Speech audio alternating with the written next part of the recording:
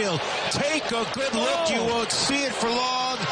Up in Big Mac land, 2-0 Colorado. Yeah, I wish it was simple as like get in the zone or land your breaking ball for a strike, or you just need a little more velo consistently throughout the game. This is probably the most frustrating challenge I've ever gone through in my career, but I think I'm going to come out on the other side of this a better person for it and know how to deal with these kinds of things moving forward. That was Matthew Liberatore after the start last night. That audio courtesy of the Rockies TV network. Cardinals shut out once again. They lose 3-0 at home against the Colorado Rockies. Not great. Mentioned it yesterday. This is a really, really, really, really, really bad baseball team. Can we just sit and soak in what you just said? Yeah. Cardinals were shut out by a team that was minus 330 run differential. Yep, as I mentioned yesterday, the next three worst teams in Major League Baseball have roughly the same run differential on the season as the Rockies do. Those three combined are roughly as bad as the Rockies. And you scored 0 runs. Uh-huh. You had 6 hits. For the second time in like a month. You had 6 hits. Somehow, the offense is actually not our lead today.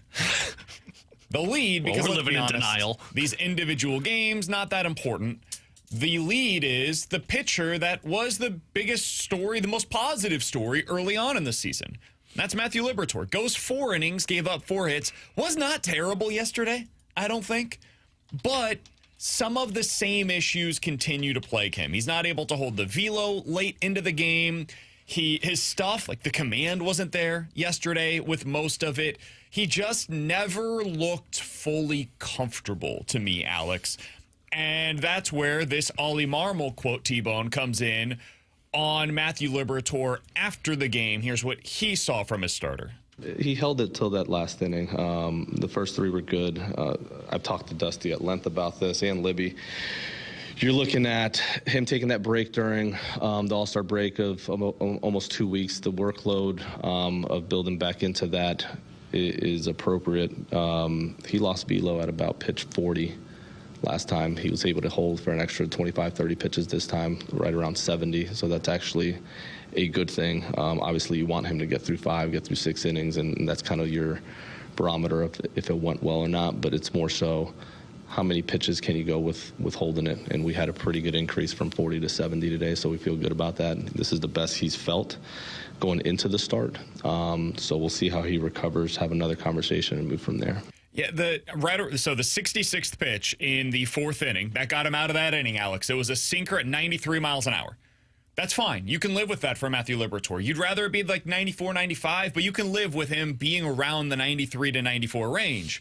Then he comes back out for the 5th inning, 89-mile-an-hour cutter, 92-mile-an-hour four-seam, 91-mile-an-hour four-seam, and then it keeps going down from there. The changeup, he had one, I don't know if it was actually a changeup or if it was a fastball, but it came in at 89 miles, at 88.7 miles per hour, and StatCast classified it as a changeup.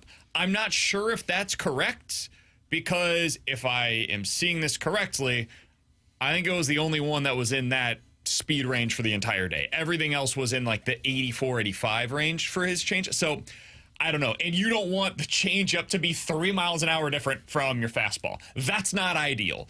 So he wasn't himself yesterday, Alex. This has been a consistent theme. Are we going to see something change now? Do you go to Kyle Leahy as an opener while they stretch him out? Do you consider changing the role for Libby? What does this need to look like for them to get the most out of Libby moving forward? I think what it needs to look like is you're going to just play this way until September. Like you're going to keep going out there with Liberatore because of the position that you're in and the lack of depth that you have. And I don't know how desirable they are to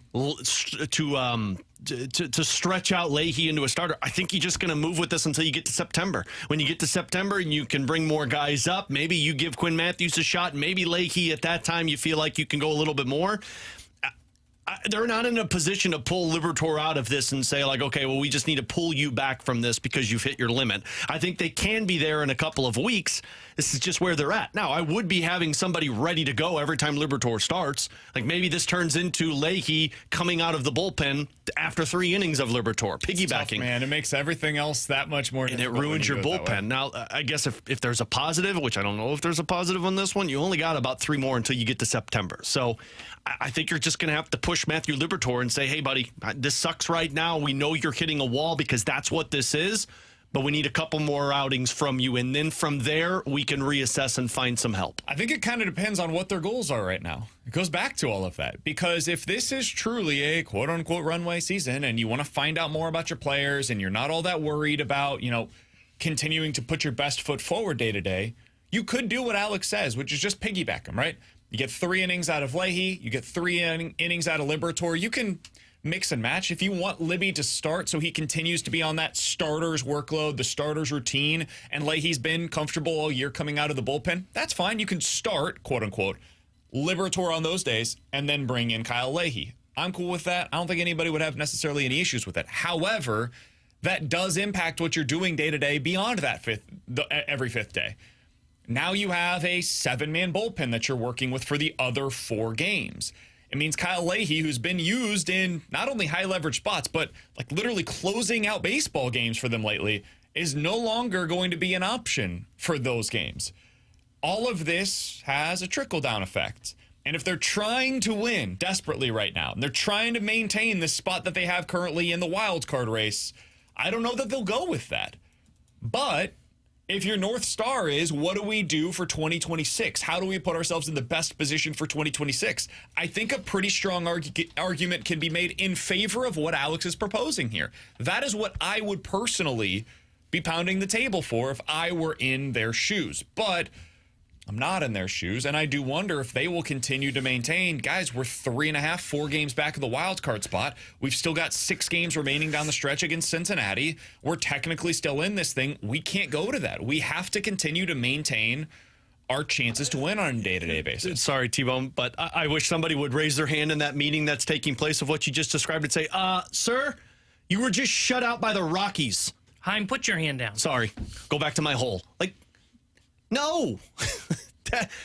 As much as, and yes, I am hopping back on the other side of the fence. Welcome to what we do here on BK and Ferrario. We don't ride it anymore. We hop back and forth. I know what I said a couple of days ago. You're in this and you're winning. But my opinion changes when you get shut out by the worst team in freaking baseball. So, no, I can't do that. Sure, your pitching wasn't good. You got 6 hits and 0 runs against Kyle Freeland. Mm-hmm. I'm not going to play that game of, we got 6 against the Reds and 4 games out. Things can happen. No. The focus is on 2026. If we win with the focus being on 2026, awesome. We got into the playoffs with the future in mind. That's what the Blues just did. But I'm not going to sit there and act as if, we got to keep doing this because we're pushing for the playoffs. And I know I'm speaking as a frustrated fan, ownership saying we need money. So I'll take my step back. Well, it's not just that. It's also, looking at the standings. I can see it right now. I mean, yesterday they had a 12% chance of making it to the postseason. I haven't looked at the odds today. What is it today? I would assume 8. That would be my guess. Because the Reds won yesterday. Yeah, you're 4 games back of the Mets. You're 2 games back of the Cincinnati Reds. You're still technically in it. They can claim that, and they're not incorrect. Yeah. I just don't know how much it matters. Just like I was in it when I was 16 for Jennifer Love Hewitt. Yeah. I was in it. No. There was a shot. No, all I had to do was get her to respond to my fan letters. For that, the way that the Cardinals are in it for the draft lottery. Yeah. They're technically still alive, though. They have an 11 or 10 or whatever it is % chance of making it to the playoffs right now. You did not have a 10% chance. You don't know that. I sent pictures of me, and I sent fan letters. You had a 10% chance with the prom queen. No, I was cool. A much better chance there than Jennifer Love Hewitt. No, she wasn't into that Hollywood stuff. She was probably interested in me. I think what's best for this team is what's best for 2026. What's best for the team is what's best for the organization, not necessarily just what's best for them this season. So eventually, I think you have to start making decisions. Eventually. I think in this specific scenario, it is best to make decisions that are in the interest of 26. I think they've been doing that for a lot of different things, but it's a balance. And I think they've done a pretty good job of that all season long, of balancing what's best for now and what's best for the future. This is a tough one, man. It is, because They've already skipped a couple of starts for Matthew Liberatore. They've given him some of the rest. They've tried different things that will hopefully help him maintain the velo, allow him to continue to pitch deep into the season. Are you guys worried about this for the future? Is this something that you look at and you're like, man, if he can't maintain this all the way through a season, maybe he's not a long-term starter for the Cardinals? Or, like, you know what, it's year one. He's had a huge increase in workload this year. It's the first time he's been an every fifth-day starter in, 4 years. Yeah.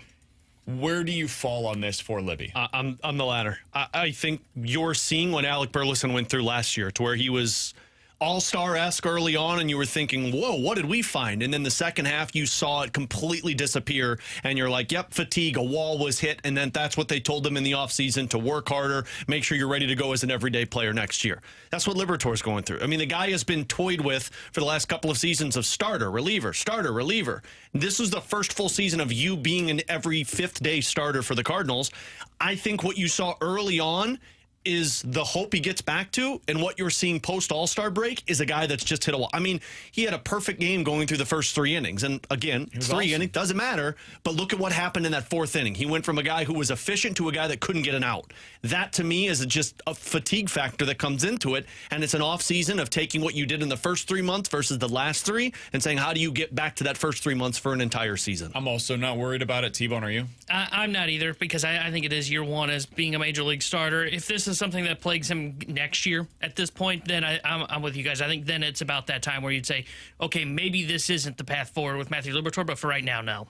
He's T-Bone. That's Alex. I'm BK. It's BK and Ferrario here on 101 ESPN. If you guys want to get involved in the show, 314-399-9646 is the Air Comfort Service text line. YouTube chat is available for you, as always, at youtube.com/101ESPN-STL. John Mozeliak was on with TMA earlier today. I thought it was a really good conversation. If you guys missed any of it, check it out on their podcast page coming up later on this afternoon. But we will react to something that he had to say coming up next. Is it time for the Cardinals to start considering a call-up for J.J. Weatherholt or Quinn Matthews? We'll talk about that, let you hear what John Mozeliak had to say about it next here on 101 ESPN.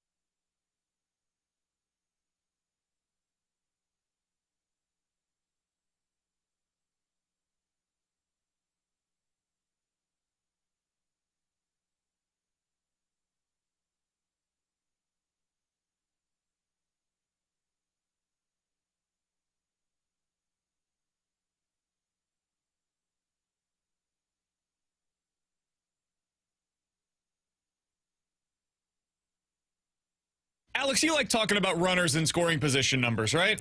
That's kind of your thing? In certain situations, yes. Yeah, in every situation. Like when a runner is on second or third, that situation? No, I know that situation. Just in certain situations, I like to talk about it. I don't reference it all the time. RISPECT, what does it mean for me? Everything. It literally means everything for you. Yeah, you're a batting average guy. I'm a runners and scoring position guy. Am I? Yeah. You just got that look to you. I feel like I've got the look of me that I would be interested in Woba. Yeah, I was going to say, I get Woba vibes. Only when he's got his glasses on. That's fair. The reason I bring this up, Alex, is because yesterday, the Cardinals, as you may have heard, got shut out by the Colorado Rockies. The way you do that is by going 0 for 9 with runners in scoring position, especially when over the course of the game, I saw this tweet yesterday from somebody, the Cardinals had 15 of the 17 hardest hits in the game. Let me say that one more time. 15 of the 17 hardest exit velos in the game yesterday between the Cardinals and the Rockies, the game that the Cardinals lost 3-0, were by the Cardinals. Doesn't matter when you hit it to a person, though. 100%. That's correct. Sometimes the process can be good. The results are bad.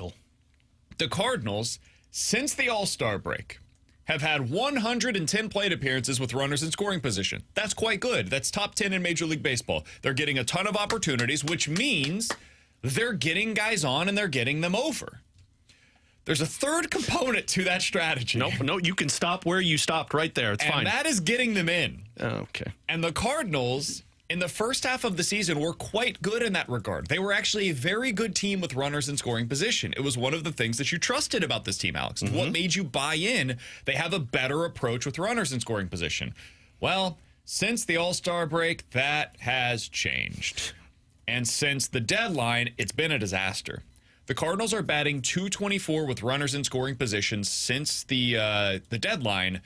That is 24th in Major League Baseball. Teams behind them are Texas, Kansas City. That ain't good. Chicago, the Cubs have had some serious issues. Seattle, strangely, even though they've been great, the White Sox and the Rays. Alex, what's even more concerning to me, what's more frustrating to me, and what shows up in the bottom line is that the Cardinals are slugging with runners in scoring position .285 since the trade deadline. That is 27th in Major League Baseball. They have had exactly one home run in the 110 plate appearances with runners in scoring position since the trade deadline. Only San Diego has had fewer. They have had no home runs with runners in scoring position since the trade deadline, which, by the way, is an absolutely bonkers statistic. 121 plate appearances, 0 home runs with runners in scoring position for that lineup. That's quite embarrassing, Mike Schilt. All right, Alex, what has happened to this offense? How did we just take a shot at Mike Schilt? I mean, come on. Get the approach going. I think what's happened to the offense is it's fallen back down to earth in terms of realizing that this team needs a lot more slug to it. Like, you've got guys who can come up with hits, and when they were doing it early on in the season, it was just that timely hitting to where they'd get a guy at second, they'd get one of those line drive hard hit balls, and you'd have the speed at second base that can score. And now they're not finding those areas.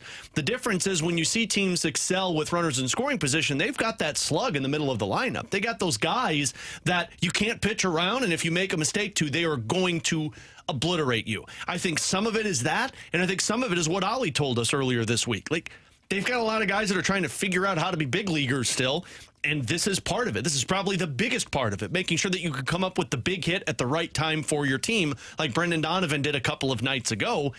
I just think this lineup has way too much similarity from top to bottom that when you get into these situations, you don't have anybody who can do damage. You've got guys who could come up with really strong at-bats. You got guys who could come up with really clutch hits, whether it's Brendan Donovan or Ivan Herrera, but you do not have the guy that with runners in scoring position, it strikes fear into the opposition and comes up with that blast that makes the difference in the game. That's not just with runners in scoring position. That's my feeling about this offense overall. Yeah. They have a lack of slug. Yeah. And the hardest way to win in Major League Baseball in 2025 is with a lack of slug. It's incredibly difficult. I mean, just go look up the standings right now and then go compare that to what you see from these offenses in terms of what they're doing with slugging. It's not some like mystery. Man, these teams hit the crap out of the baseball. They hit it really far, it goes a long way, and they score a bunch of runs because of it. The New York Yankees, the only thing they do well is they slug. That's it. They're number 1 in Major League Baseball in slugging percentage this year, and it's the reason why they're still afloat in the playoff race. Number 2 in Major League Baseball this year in slugging percentage is the LA Dodgers. Is anybody surprised by that? This is why these teams are having success. The Chicago Cubs, they've had a lot of success this year. We would all agree, right? Why? They're 4th in Major League Baseball in slugging percentage this year. Yep. The Boston Red Sox are back in the playoff mix because they're 6th in Major League Baseball in slugging percentage. Toronto, Detroit, Philly, New York Mets, Seattle. I just read you the list of the top 11 teams. What do all these teams have in common? They're in the playoffs, dude. Meanwhile, the St. Louis Cardinals on the season, if you just go by pure slugging percentage, are 24th. Here's the company they're keeping. The Kansas City Royals, the Cleveland Guardians, the Texas Rangers, the Giants, the White Sox, the Pirates. There is the San Diego Padres in there. Again, come on, clean it up, Mike Schilt. Let's go, big boy. That's not the list of teams that you want to be associated with. And the only way that you can make that work is if you're like San Diego and you've got one of the best bullpens in baseball, a really good pitching staff, and you do everything else well offensively. You hit for a decent amount of average, you get on base, all of the little things are there. It's a really hard formula to overcome. Yeah, and it's hard to see. Like, I understand the Cardinals saying, hey, these guys are young, and maybe that does lead to some of the ebbs and flows when you look at their overall results. Getting emotional, man, because when I talk about slug, man. Slug may be slug. I'm still working on my T-shirts. But when you look at their lineup, you look at the guys that are there, I understand that they're young, the ebbs and flows, but who's the guy that's going to develop into that power? Who's the guy that, like, it's looking at and I'm saying, okay, there's still more here? Gorman. I think you're right. I think it's just Gorman. And I don't trust that. Maybe Walker, like, if everything clicks together, there's more. Herrera's gone really cold with the power. Like, since the All-Star break, I think it's 0 extra base hits with runners in scoring position. For Ivan Herrera, it's a relatively speaking small sample size, but he's another one that I would throw into the mix. But, yeah, I think it's Herrera, he's like a different, maybe Walker, and then Gorman for sure. I was saying Gorman's his own tier, and Gorman's what they desperately desire, and then like the other ones I feel like are good, but they're not the Gorman level. Yeah, like most of these guys, they feel like they're about tapped down on what you're expecting. Like we're finally at the conclusion, okay, there isn't more power to Lars Nootbaar's game. Maybe there's more to Mason Wynn, but odds are, like I would play it safe and say he's probably going to settle in as just a 10 to 15 home run guy. You just don't have a bunch of guys that are going to be these sluggers for you that you're looking for because it's hard to make the playoffs, as we've just pointed out. I mean, the Padres are the only team that's not in the top 15 that are in the playoff field right now in slugging percentage. And as BK pointed out, they've got an elite staff that can really make up for that stuff. And by the way, A.J. Preller is improving that offense by adding Ryan O'Hearn to the mix as well for their at the trade deadline. So I don't see where it's coming for them. They've either got to address it externally, or if you're in this rebuild, it's going to have to be something that they focus on when they go into the draft and develop process. Or J.J. Weatherholt becomes that. He has 7 home runs in his 22 games down at AAA so far. He had another one leading off the game yesterday. Third pitch of the game, J.J. Weatherholt hits another home run. He's now slugging .640 in his time down at AAA. So TMA, obviously, as you would expect, Alex, asked John Mozeliak, as he was on earlier today, hey, could we be preparing for a September call-up for at least one of Weatherholt and or Quinn Matthews, who's starting tonight for the Memphis Redbirds? Go ahead and take a listen. Ultimately, I think that'll be a discussion that we all have to participate in, but it's not the protection year. And so I think it's not necessarily in the best interest for the organization to do that, even though it might be fun and exciting. But, you're not forced to put them on the roster this offseason. And so that's something that should definitely be part of the equation. For those that aren't familiar with what he's talking about there when he said they don't have to be protected, he's talking about on the 40-man roster, when you have to be protected, you are Rule 5 eligible. And if you're not placed on the 40-man, Alex, I'm just explaining this first so you can get your take off. Sure. So, for example, a few guys that are Rule 5 eligible this fall include some of their top position player prospects, including the catching prospect at the AAA level right now in Crooks. Jimmy Crooks. He is one of them. Cesar Prieto, Blaze Jordan, some of these guys eligible for the Rule 5 draft, so they have to protect them this winter. That is not the case for either Quinn Matthews or J.J. Weatherholt, so they could hold off on calling them up this year and then wait to put them onto the roster until opening day of next year. And in that event, what they could do, Alex, protects these other guys, and then use the 60-day IL for certain players that aren't going to be available next year. For example, a couple of their pitchers, TK Roby is one, Simmer Bursa would be another, that might not be available earlier next year. And then they can use those spots on the 40-man to place these guys on it.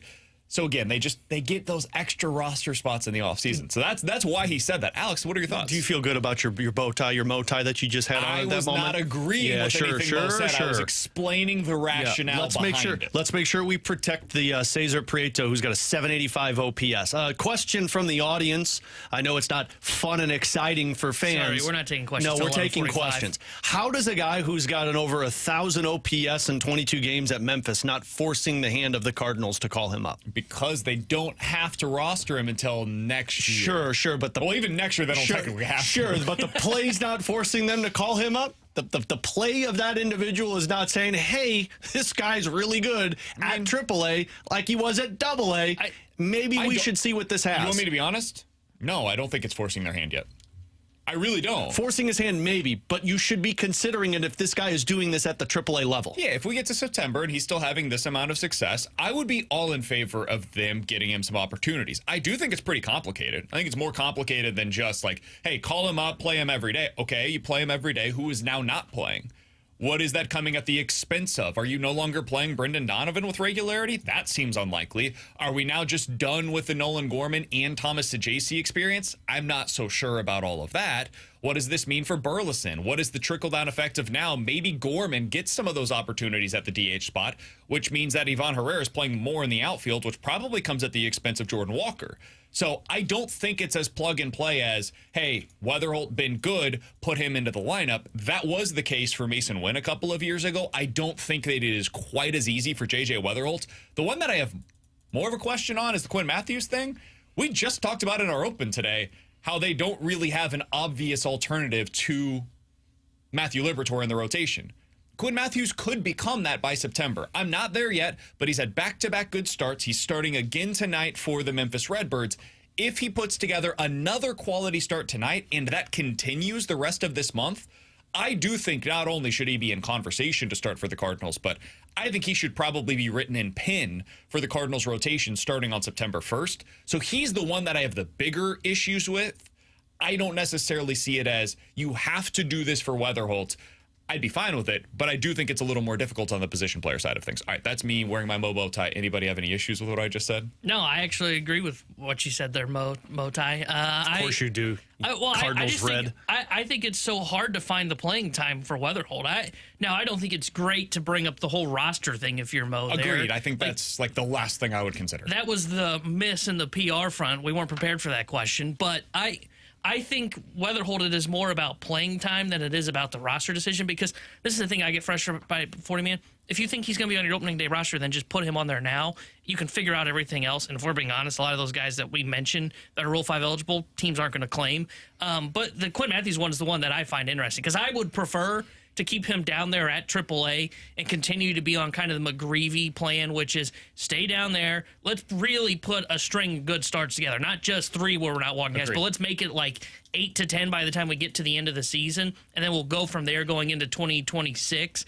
And again, if you don't have him on the 40-man, I brought this up the other day, it's a lot easier to entice it's not going to be anything sexy, but a free agent to come in and be in your rotation and then have him in that Quinn Matthews role. If he's on the 40-man, free agent can look at that and go, I know what your rotation is going to be. Yeah, but if you're that free agent and you're coming in, you could easily look at it and say, I can beat out Palante or Quinn Matthews or McGregor. Like, I can beat those guys out. Sure, but I would rather go to a determining But I think factor. Mo has said this before, guys would rather go where there's no competition compared to competition. If you're signing here, though, there is no guarantee, or there is no competition. You would get the major league spot.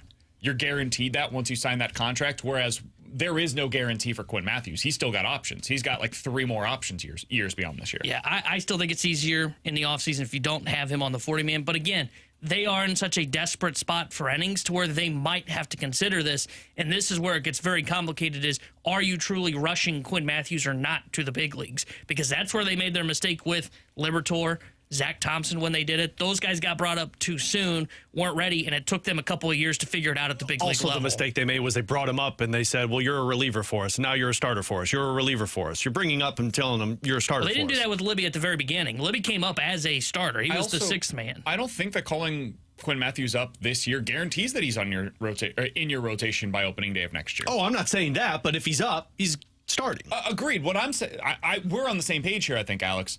If you call up Quinn Matthews to get a few starts down the stretch this season, it might just be feedback. If he continues to pitch the way that he has at the AAA level, there was clearly a evaluation/adjustment period that took place in the first few months of this season at AAA. The same thing may be necessary for him at the major league level, where he has to figure out, all right, what I was doing, what I figured out at AAA, it's not quite working the same way. Those adjustments aren't taking form at the major league level, and I'm getting rocked.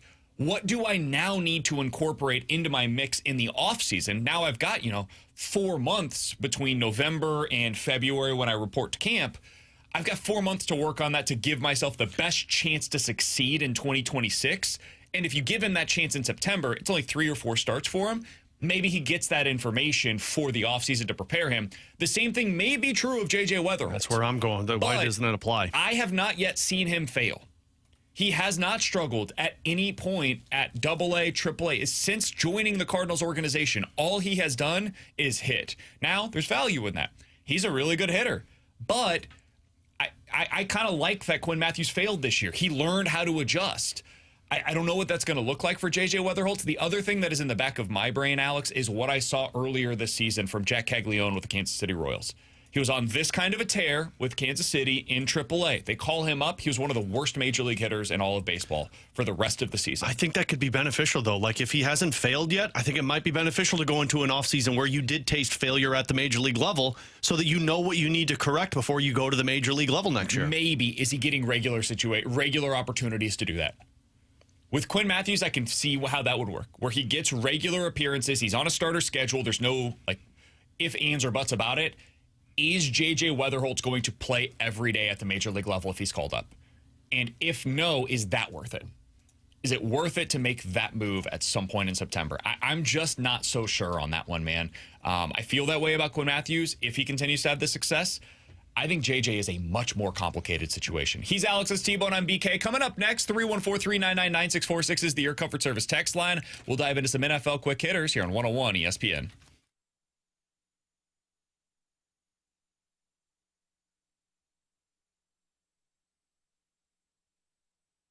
Alex Ferrario with you to tell you about my friends out at Rhino Shield who can change the look of the exterior of your home or your business. Whether you've got wood siding, you've got vinyl siding, you've got stucco siding, Rhino Shield's work connects with anything. And I used this back in 2020. My wife and I purchased our home. When we got the home, the first thing my wife said was, I just don't like the way the exterior looks. It was brick. It was washed down. The shingles that are not the shingles, the siding that we had next to our windows, it just didn't look good. So I was going to do it. I was just going to go buy the paint over at the hardware store. It was cheap. I could do it quick. And I'm so glad we called Rhino Shield and had Darren come out because he explained that when you use normal paint, it's going to wear and tear over about a year span. The water's going to wear it down. The sun's going to deteriorate it. And it's not going to last. You're going to be painting it year after year after year. But with Rhino Shield, it's a ceramic coating that is engineered to outlast paint. It's 100% waterproof. It deflects 90% of the UV rays, and it's backed by a 25-year transferable warranty. My house looks brand new today, just like it did back in 2020. So give Darren a call today. Have him come out, have him look at your house. He'll give you the quote. He'll walk you through the process, and you will be excited about the Rhino Shield work that you get on the exterior of your home. 877-25-RHINO, 877-25RHINO.com.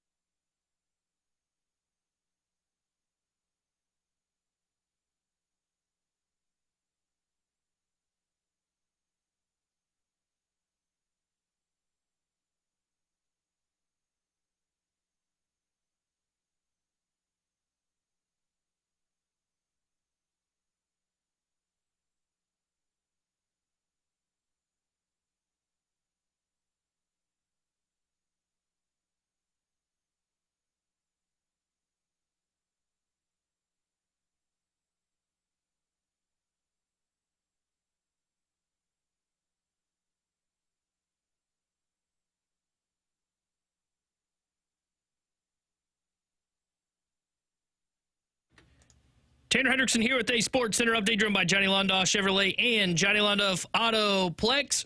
Cardinals fell to the Rockies last night 3-0. They will be back in action later on this afternoon as it's the rubber match of their 3-game set. Austin Gomber will get the start for St. Louis, or for the Colorado Rockies, and Michael McGreevy will get the start for the Cardinals. This Sports Center update is driven by Johnny Londoff Chevrolet and Johnny Londoff Autoplex. See Londoff.com. Chevy, together we drive. Are you kidding me?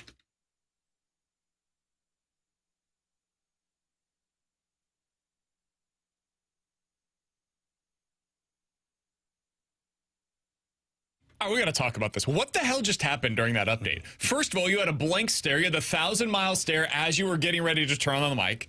You took about 5 seconds after your bed started playing to get into the update. Can I ask a question for you, T-Bone? These mics are off. It's just you and me here. Oh, yeah. Oh, cool. I'll leave. Either you forgot you had an update. Okay. Or that sounds like a good excuse. Somewhat related. You knew you had an update, but you had nothing ready to go. Oh, see, it's neither of those. One, typically don't have anything ready to go. But two, I had the wrong bed in here because I did not have our NFL Quick Hitters bed in here. So I was like trying to find the NFL Quick Hitters bed. Your AOL dial I couldn't just find didn't it. dial. And then as I was talking, and that's why there was the glitch of Gombers at Cardinal. But, Well, there were a lot of glitches. You first of all forgot to speak. Well, Didn't turn your mics on. That one sometimes, it's the brain processing. No, I get a dramatic buildup. Look, he's never had to do the Sports Center update. I have. I think you do the next one, all right? You got to talk trash. Why don't you see if you can nail it? Me and Alex will do one together. I did them for like a year. I consider myself a pro at them. I just moved up to the next level of the league. I did them for a year in KC, 2 years in Columbia, and a year here. Those don't matter. Just the one year matters. I've done a few you got to run the board, too, though, while you're doing it. Yeah, done that. Yeah. That's the harder part. Yeah. It 100% is. Especially when you look down, you're like NFL Quick Hitters, and I had smooth hip-hop ready to go. I made a goal of, when I used to do it, when it was Rivs and BK, my goal every update was to try and get Jamie to laugh. Yeah. So they went off the rails pretty quick. And then I had the Anthony Slater moment. Yeah.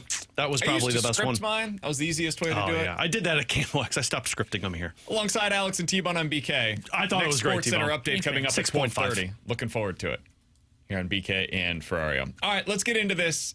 Time for some NFL quick hitters. You guys excited for preseason action this week? Absolutely not. Chiefs just announced a little bit ago Patrick Mahomes not going to be participating this time around. Interesting, a change in the way that they're operating. Rasheed Rice? Well, come on, man. He'll be playing in the preseason. He's got to get all the reps. Yeah, I need to make sure he's good to go by like week 5 or 6 when he comes back. Yeah, they still have not announced what the suspension is going to be there. Does he get to pick like when he's suspended? No. Like, hey, I'm out 4 weeks. I'm going to pick like week 6 through 10, and then I'll be back. The heart of our schedule is really week 1 to 6. Could we do this like week 8 to 14? Yeah, do like what the college football coaches do. Yeah. Where Give they're me like, 4 weeks off. I'll take off my suspension when we play the FCS team. Tennessee Western Tech. Give me 4 weeks off. I'll serve my suspension after we've already clinched the playoffs and we get the bye. Just give me those 4 weeks, and I'll be ready to go for the first round. All right, you guys ready for a new NFL quarterback tiers conversation? There's another one? Mm-hmm. This is from The Athletic. Oh, more tiers. So they put this out every year. Mike Sando, I think, does awesome work. He talks to NFL executives, coaches, all kinds of people around the league, scouts, and he takes in all of their information to find out how does the league view these guys. We know, generally speaking, how the public views them. What about the league? Thought this was really interesting, Alex. Top tier, tied for the number 1 quarterback in the league are? Josh Allen? Nope. Okay, well, this list sucks already then. Lamar Jackson? Nope. Patrick Mahomes? Yes. There's a tie with Mahomes, and it's not Allen or Jackson. Correct. I don't need this list anymore. I've seen the list, so I know the answer. Do you have another guess? Jalen Hurts? Nope. Joe Burrow? There you go. That's so stupid. Patrick Mahomes and Joe Burrow are tied for the number 1 quarterback in the league. No. A quote from an NFL individual, quote, "He is the closest thing that I've seen to Joe Montana." End quote. I personally would take Josh Allen over Joe Burrow. Yeah, that's... To me, the top 3 quarterbacks in the league remain Allen, Mahomes, not necessarily in this order, but Allen, Mahomes, and Joe Burrow. I think those are the top 3 guys. If I was starting a team, I'm building around one of those. And I agree with that, but Josh Allen, for every NFL team you'd be taking over Joe Burrow because of what he does. He's a unicorn. Joe Burrow's own wide receiver said teams don't game plan against my guy. So my list would be Allen, Mahomes, and Burrow. That would be my top 3 quarterbacks. But there's no world that Josh Allen is below Joe Burrow, in my opinion. The other quarterback in tier 1 that I think we would all agree with is Lamar Jackson. And then there was one more. There were 5 tier 1 quarterbacks, according to NFL evaluators, to Mike Sando. Can you guess who that quarterback is, Alex? I'll give you 3 guesses, then I'll tell you, because I don't think you're going to guess it. You've already seen this, so you know. But I don't remember who it was. Jalen Hurts would be my first one. Nope. Matt Stafford would be my second. Matt Stafford it is. Okay, he is 5th on this list. He is the final tier 1 quarterback. Somebody said, I guarantee you, this is from a defense coordinator, I guarantee you all of the ones, first tier, votes for Stafford came from offensive coaches. Offensive coaches kiss this guy's ass all the time, especially guys from that system. He's really good, though. I would take him over Herbert because he's a better passer with better timing.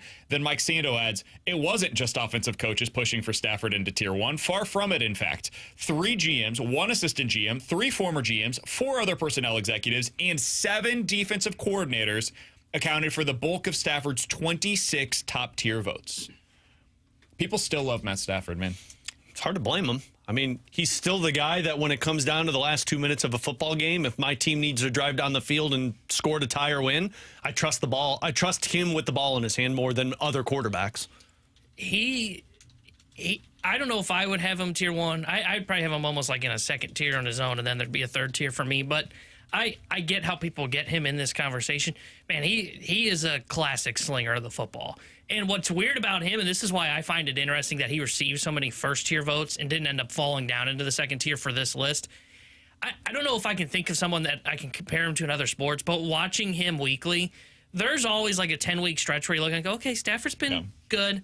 There are some plays where it's like, man, I don't know what we saw. We clearly thought we could fit this in a tighter window.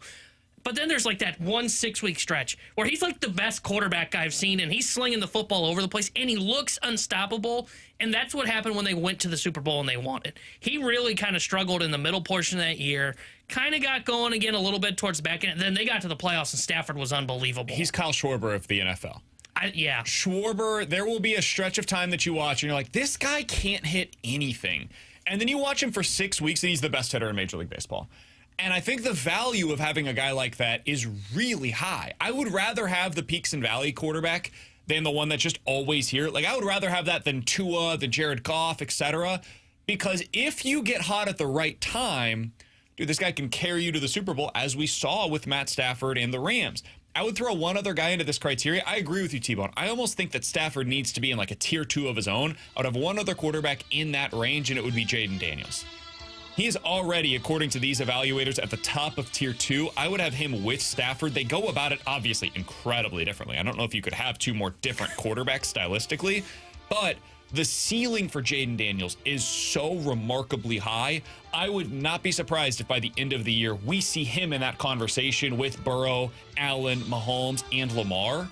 But for right now, because it's only been 1 year, and we never know how defenses are going to adjust. We saw this with C.J. Stroud a year ago. We were having this exact same conversation. I can't yet put him in with that top 4 because they've had sustained success, and it was only 1 year for Jaden Daniels. But he's at the top of tier 2, along with Justin Herbert, Jared Goff, C.J. Stroud, Jalen Hurts, Baker Mayfield, Dak Prescott, Jordan Love, and Brock Purdy. That is the entirety of tier 2 on this list from Mike Sando over at The Athletic. I don't agree with the Brock Purdy one, but I'll leave it as is, I guess. I feel like Mayfield, Dak, Jordan Love, Brock Purdy, they don't belong in the same category as Hurts, C.J. Stroud, Herbert, Daniels, and to me, Jared Goff should be in that other category too, tier 3. Yeah, I would kind of agree with that. I think that group had to be split up a little bit more because when I saw Purdy was in, I was like, I don't view Purdy as the same. And even guy. Dak, I don't view Dak as that guy anymore. Like, especially this past season, like he went through it. Some of those names that you listed, like every single game, I know what I'm expecting. And then there's like a tier that they're an unknown. They're a wild card every game that they step onto the field. Yep. It's a good place to be for the NFL. There are a lot of high-level quarterbacks. There are also guys in like tier 3 that I think this is a real fork-in-the-road moment for them. Kyler Murray would be one of them. Mm-hmm. What are you going to be, man? Because so far in your career, there's moments where he looks amazing. And it's not like Stafford where it's like a 6-week stretch. It's like 2 to 3. And then it's just kind of strange. He never seems to come up big in the biggest possible moments. Kyler needs to start producing at the NFL level. Especially because he's got all these weapons now. He should be producing, and you've had the coach that you believe is a smart offensive mind. I would say the same thing is true of Trevor Lawrence. At some point, I got to see it, man. I'm done with him. The pedigree is there. I see the arm talent. I see the athleticism. It's all there for the taking. You should be what Justin Herbert's been, and yet it just never seems to produce at the NFL level. Bo Nix is interesting to me. He's in Tier 3. He's tied for the 20th ranked quarterback in the league, according to NFL evaluators. I thought he had a great season. I would probably have him a little bit higher than that, but, I mean, it seems pretty I wouldn't call fair it a fork in the road year for him. But No, he's different. I think there's the ceiling, though, that still exists. And Drake May is similar to that, where I think Drake, he's 22nd on this list. I think by the end of this year, he could be top 10. Yeah, I was going to say, I would take those quarterbacks over like 5 more guys than have them at 20 or 22 on that list. Would you call this guy a fork in the year season for him? And BK may disagree with this. Jordan Love.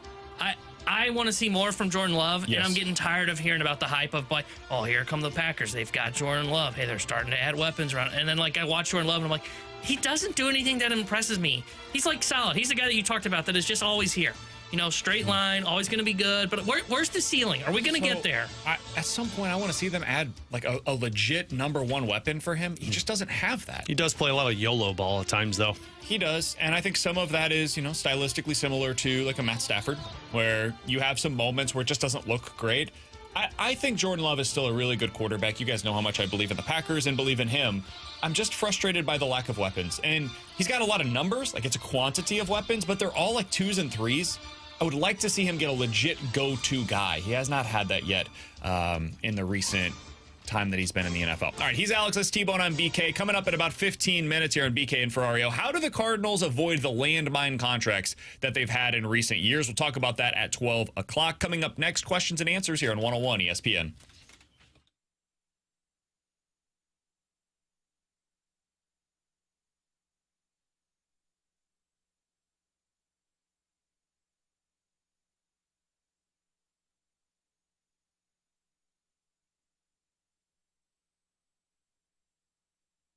Alex Ferrario with you to talk about my friends out at Classic Air Care who have been making people comfortable since 1926. And this is the time of year where you need that company that you can rely on when hiccups happen with your older HVAC system.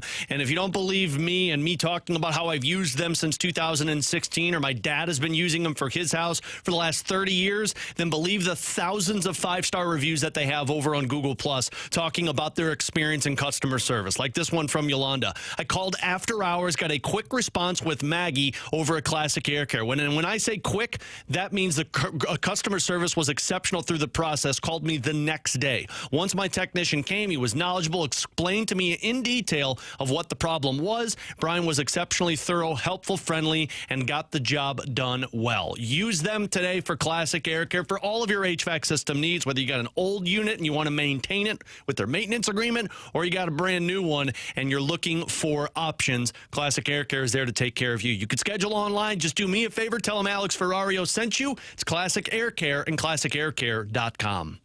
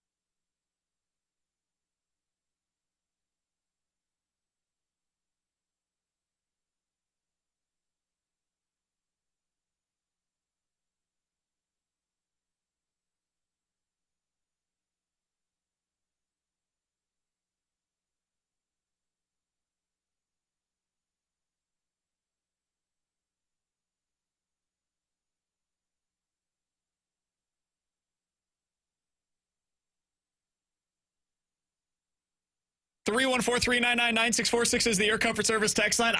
It's Blues rumor season from the 636. What? Is Saravalli working again? Have you guys seen the report of the Blues trading for Pavel Zacha? Why would they want him? I've not seen this report, to be totally frank with you. I have not. Who had it? There's my first question. My guess is this was not a report. It is speculation by some fan account. That would make a lot of sense because I have not seen anything about this. Truly. I've seen Pavel Zacha's name come up, but I've also seen that the Boston Bruins are asking for a lot because he's in control. And if I'm going to be honest, I don't think the Blues need him. If there's anybody available, I'd rather get a defenseman or a winger. I don't think they need another centerman. I think Pius Suter ended those Pavel Zacha thoughts, in my opinion, because he's cheaper than what Zacha is, and you get the same amount of years. I have not seen us. I just looked this up. I have not seen anything about this. So, no, I haven't seen that. Saravalli didn't even mention it, so that's when you know it's gotten wild. 314-399-9646 is the Air Comfort Service text line. This is for you, T-Bone. From the 314, would Pablo Lopez be a good option this winter, coming off of an injury, but 2 years left on his deal and easier to get than Joe Ryan? I would say no. And I've liked Pablo Lopez, but his stuff is diminishing, and he's got like a serious arm issue, something in, I think, the bicep, if I'm not mistaken. I just don't think he makes sense for what they're doing. I mean, he's going to be 30 years old next year. Joe Ryan makes more sense because he's younger. He's got cost control. Pablo Lopez making decent money at the back end of that deal. I just don't think for a team that's entering a rebuild, he makes sense. If the Cardinals were in it, I'd say yes. From the Ladue Lawn Boy, what are your guys' thoughts on Tyler O'Neill? Baltimore overpaid for him. That they did. I agree.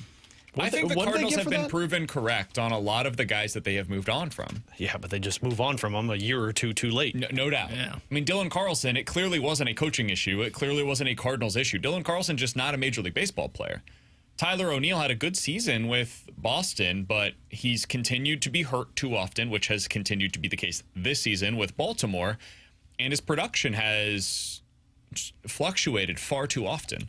So I think they were right to move on from him. I think they were right to move on from Dylan Carlson. I think a big problem is that they waited as long as they did, like Alex said, and they got basically nothing in return for either of them. And I will be curious to see what they do this offseason and what it means. Which is kind of why I don't want to give up certain players on this roster, but the Cardinals need to now because the value's probably at its best with a lot of these players versus if you hold on to them for another year and say, well, we want to see what one more year looks like. From the 314, haven't listened in a little bit. What's the status on T-Bone's Tinder segment? Yeah, T-Bone, what's the status? We're not doing it. T-Bone's still looking for love, but we're not doing the...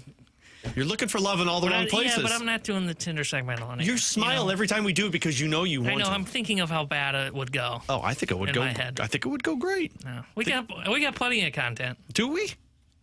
You guys are on your own the next couple of days. I think we start it tomorrow. I've already started the profile for you. I've probably got some candidates. I have to look through it. I don't know if I swiped properly on them. So you were on Tinder? No, I started one for T-Bone. Okay. Yeah, did you actually? Yeah. I hope you did. That would be amazing. He's all talk, no game. I don't know how to swipe which direction. You think I'm going to start a Tinder account for him? This is not hard. It is! Right if you like it, left if you don't. See, I just think left if you love it. Well, don't think that. Well, I do. Why would you? It's the like L, righty-tighty, lefty-loosey, but lefty-lovey, I guess. There's like a big red X when you swipe left. How could that be? Yeah. Again, I don't know Tinder. I've never done it. But I should start it because T-Bone won't tell us. All right, Alex, I just pulled up our YouTube page, and I see 4 individuals standing in a beautiful, state-of-the-art, brand new All right, we get it. You have the Red Bird Report podcast coming up later today. It appears that it's Donnie Fandango, Jeremy Rutherford, 2 good-looking fellas, Alex Ferrario, and 1 okay one, and a special guest today. What can people look forward to on the Last Minute Blues podcast, Alex? Well, they can look forward to a exclusive sit-down interview with associate blues coach Steve Ott. Yeah, that's right. That's right. 40 minutes with Steve Ott, who's kind of like Chaim Bloom during the season. You don't hear from him very often, but oh my God, does this guy have stories. We did about 40 minutes with Otter to talk about just his career in hockey, coaching, how he got into coaching, working with Ken Hitchcock. We talked with him about his son as the shirt twirler or jersey twirler at hockey games. And let me tell you, this was the best one of it. We got We got the words from the man who was in between the scrum between Robert Bortuzzo and Zach Sanford for that 2019 Cup run. From his own viewpoint. So it was a really fun interview. I think Steve Ott is one of the most knowledgeable assistant coaches right now in the game. He's one of the best face-off ones in the game. And he talks a lot about just where this team's at and the hype moving forward. So brand new Last Minute Blues podcast available right now, or more specifically at roughly 2 o'clock over on the YouTube page, youtube.com/101ESPN STL. Also, later on this afternoon, there will be a brand new episode of The Spread Zone. The guys will be talking everything over. And if that's not enough for you on the YouTube page, so much. We've got more. The Redbird Report will be recording later on this afternoon as well. We are putting the video team to serious work. We're putting Mike Ryder to serious work today. Haven't seen Ryder today. It's all available for you at youtube.com/101ESPN STL. Or if you prefer it on a podcast side of things, you don't want to watch the video, and guess what? You can do that too. 101ESPN.com is where you go to download it. You can get it on your Apple Podcasts, Spotify, wherever you get your podcast. We are there for you. Hell, talk to Alexa. Say, hey, Alexa, play the Last Minute Blues podcast. Or, hey, Alexa, play the Redbird Report. You can do all of that. And that is the way that you can listen and make sure you to any hit of our podcasts. Subscribe on our YouTube channel and click the notifications button so that every time you get that episode, it's ding, ding, ding, Last Minute Blues podcast, ding, Redbird Report. That's all you need. Be sure to like it. Put the thumbs up. T-Bone, thumbs that up. Helps people find us too. Swipe right. By the way, shout out to Bradford Bruns. His most recent College Football Connection podcast interview with Brett Norfleet. 4,000 views over on YouTube. Easy, 4,000 Bradford. views. He's trying to put us out of a job over here. Impressive job by Bradford Bruns. Shout out to him. If you guys want to see some Mizzou content, you can find that over on the YouTube page as well. Dad Pod coming out this weekend, first episode. Theology Pod, Dad Pod. We've got our Politics Pod. It's all coming your way. Coming up next, how do the Cardinals avoid the landmine contracts in the future? We'll talk about it here on BK and Ferrario.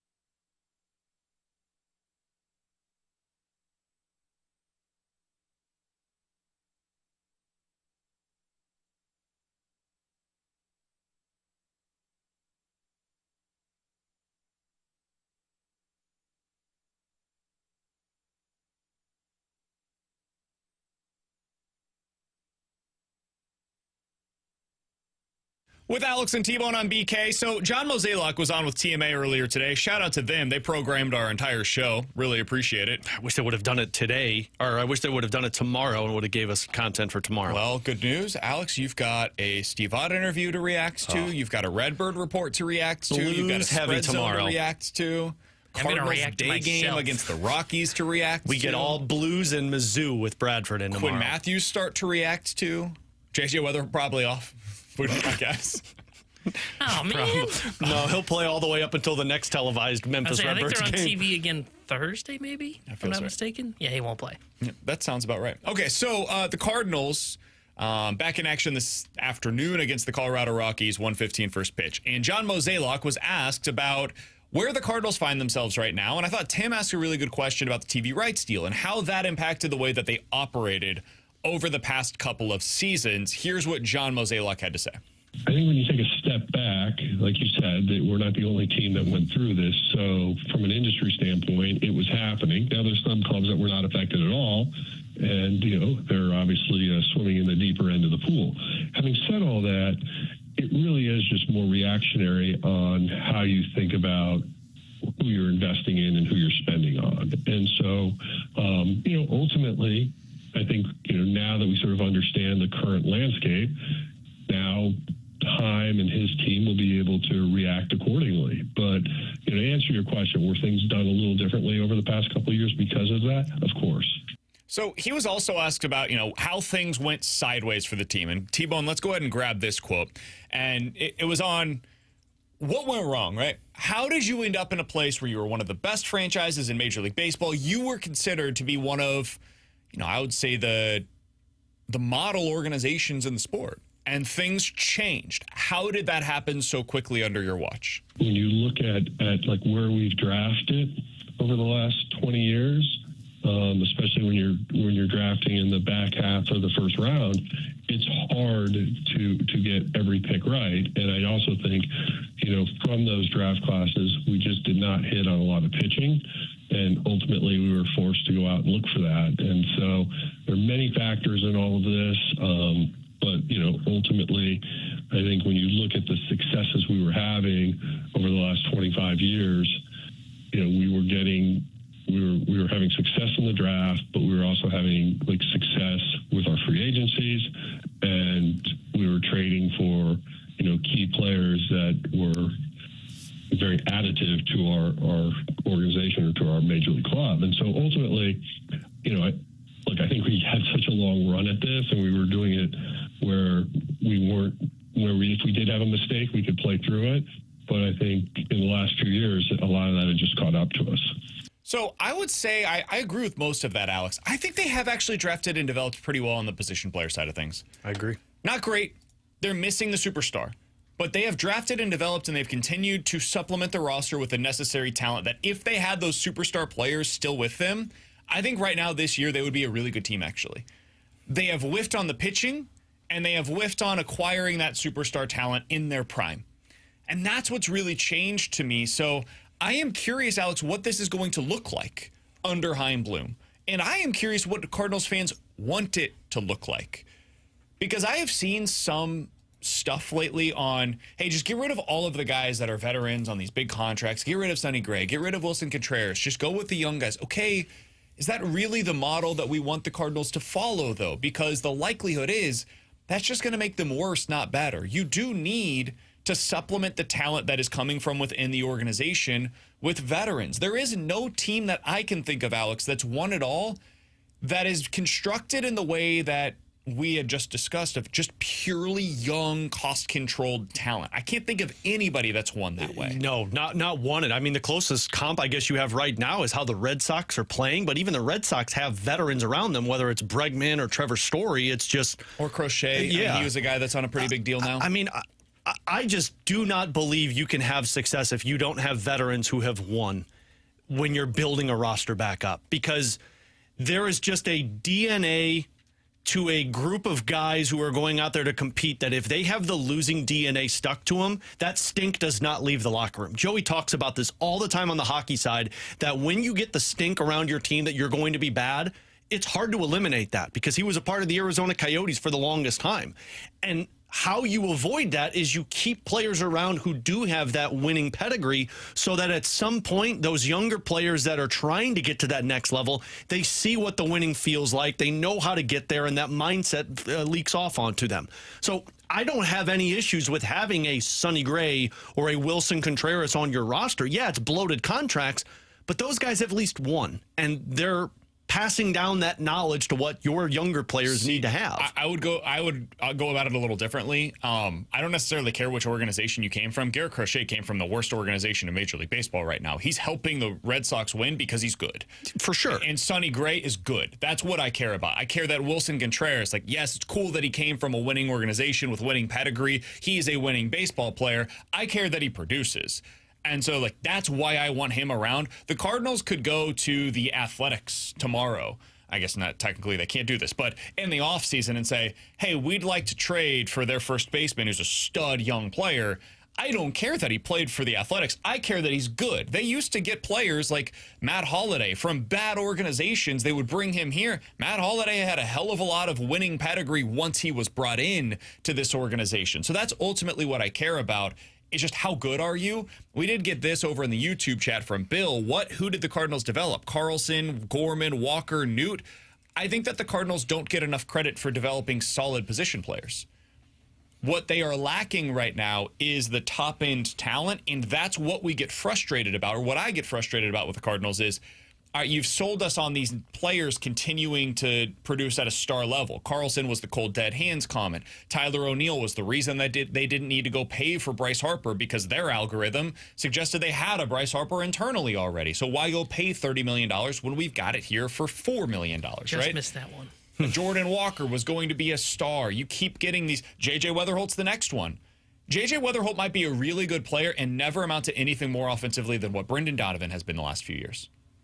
That is totally in the range of outcomes, and in fact, it's probably the most likely outcome because very few players are more than what Brendan Donovan has been offensively. So the reason I bring this up, Ivan Herrera is a pretty good player that they've developed. Alec Burleson, really solid hitter. Brendan Donovan, really good player. Lars Nootbaar, really solid player. Mason Wynn is a very good player. Victor Scott II is a valuable piece to have on a winning team.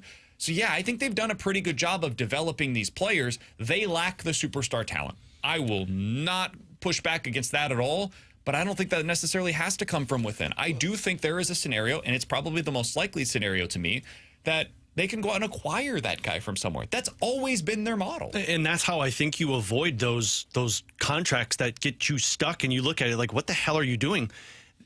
When they were going out there after Dexter Fowler and Mike Leake, they were not only looking for the superstars, but they were looking for the complementary pieces that made them a good winning team. And so they overpay for areas that they weren't developing. This team is finding ways to develop all of these complementary pieces, whether it's your center fielder in Victor Scott or you're finding these guys like Thomas Ajayci who could be utility players. You avoid those landmines by saying the one piece we are missing right now is that superstar that takes us to the next level. Because when you give that guy the money, you're hopefully giving it to the guy that you're not going to regret giving him $30 million because you're getting Bryce Harper-esque returns when you sign that player. That was the other thing that I was curious about is how do they avoid the landmines? Because I think that's part of it. Part of what happened is they were able to continue to spend away from some of their issues because they would just like paper mache over them. Like, oh no, we messed up with the Steven Matz deal. Let's go get Kyle Gibson. Let's go get Lance Lynn. Let's go get Sonny Gray. Oh no, we messed up with our bullpen. All right, well, some of the guys that were going to be starters for us, they're now in the bullpen. We'll fix it that way. Oh, no, we messed up with our catcher. All right, well, we'll go get another guy. We messed up with Dexter Fowler. Well, we'll have to find another way to fix this issue. We'll go sign other guys in free agency.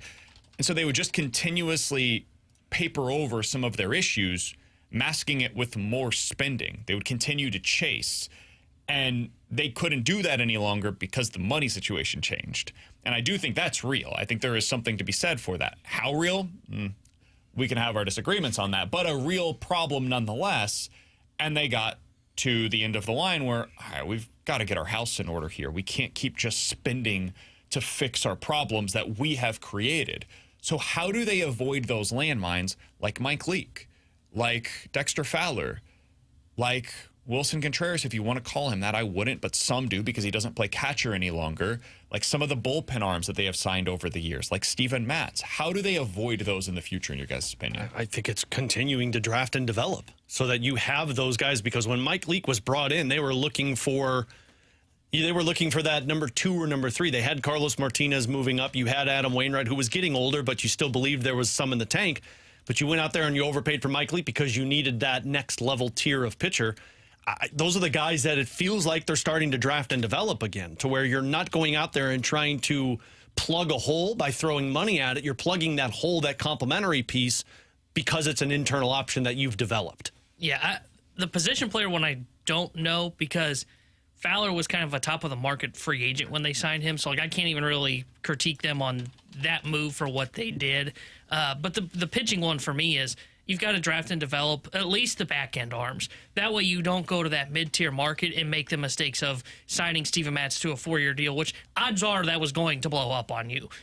You look at the Miles Michaelis extension. Why do you make that move? It's because Miles Michaelis, you needed him because you weren't developing back-end starters. So now you look at it 3 years later or 2 years later after that deal is signed, and you're stuck with a guy that clearly probably is not going to be in baseball because his stuff is diminished, and he was already a pitch-to-contact pitcher.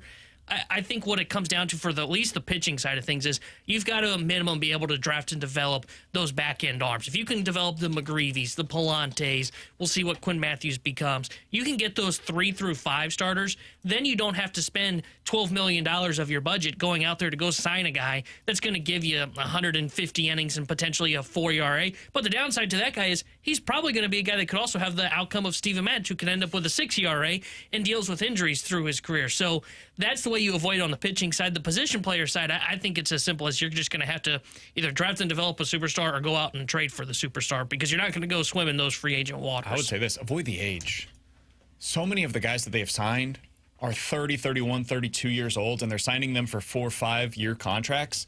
And they have told us, I have talked to them about this in the past, why aren't you willing to give out the 10-year deal to a guy that's 26? Why do you avoid that? We've seen some of those contracts come into play in the last 5 to 8 years, I would say, in Major League Baseball, and they have just completely eliminated themselves from contention for those guys. And we've seen many of them age incredibly gracefully. Like, look at Manny Machado's contract. Look at Bryce Harper's contract. Some of the best deals in Major League Baseball right now. I think they might have missed their mark with it, because now, instead of being able to play with those kinds of players, like instead of being able to get into those waters, they are now in the mid-tier market for that level of money, and that level of player that now hits free agency is almost outpricing himself completely from a mid-tier market. Bryce Harper, if he was a free agent today, the exact same situation that he was a free agent in 2018, I believe it was, if he was in the exact same situation today, he'd get $60 million a year, $50 million a year. Same thing for Manny Machado. The Cardinals can't go there, or at least they won't allow themselves to go there, and I think it would probably be a bad idea even if they could.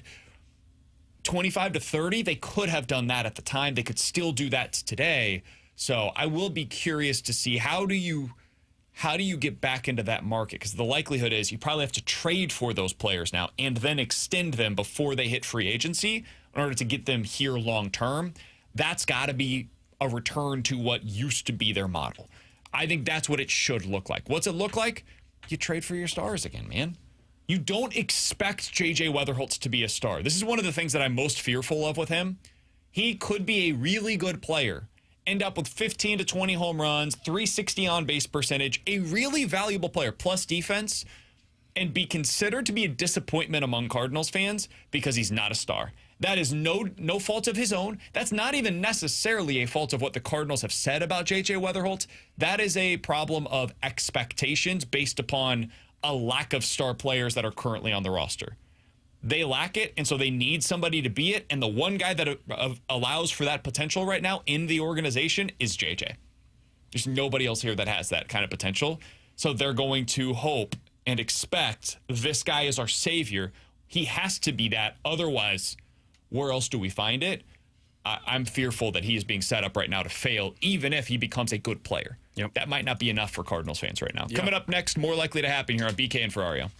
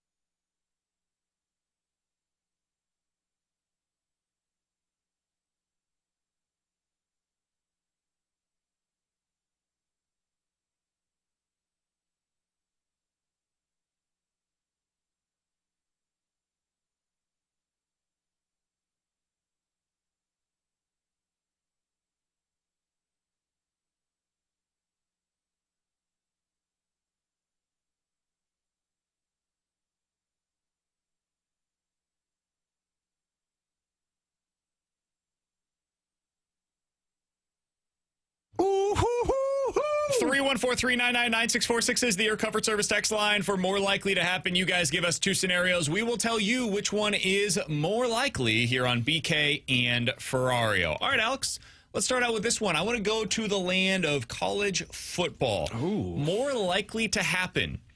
All of the AP top 4 teams will make it to this year's college football playoff. That's Texas, Penn State, Ohio State, and Clemson. All 4 of them make it to this year's college football playoff, or none of them make it to this year's college football playoff. Oh, God, this one's tough. I feel like you have a lean on this one, which is why you're presenting it.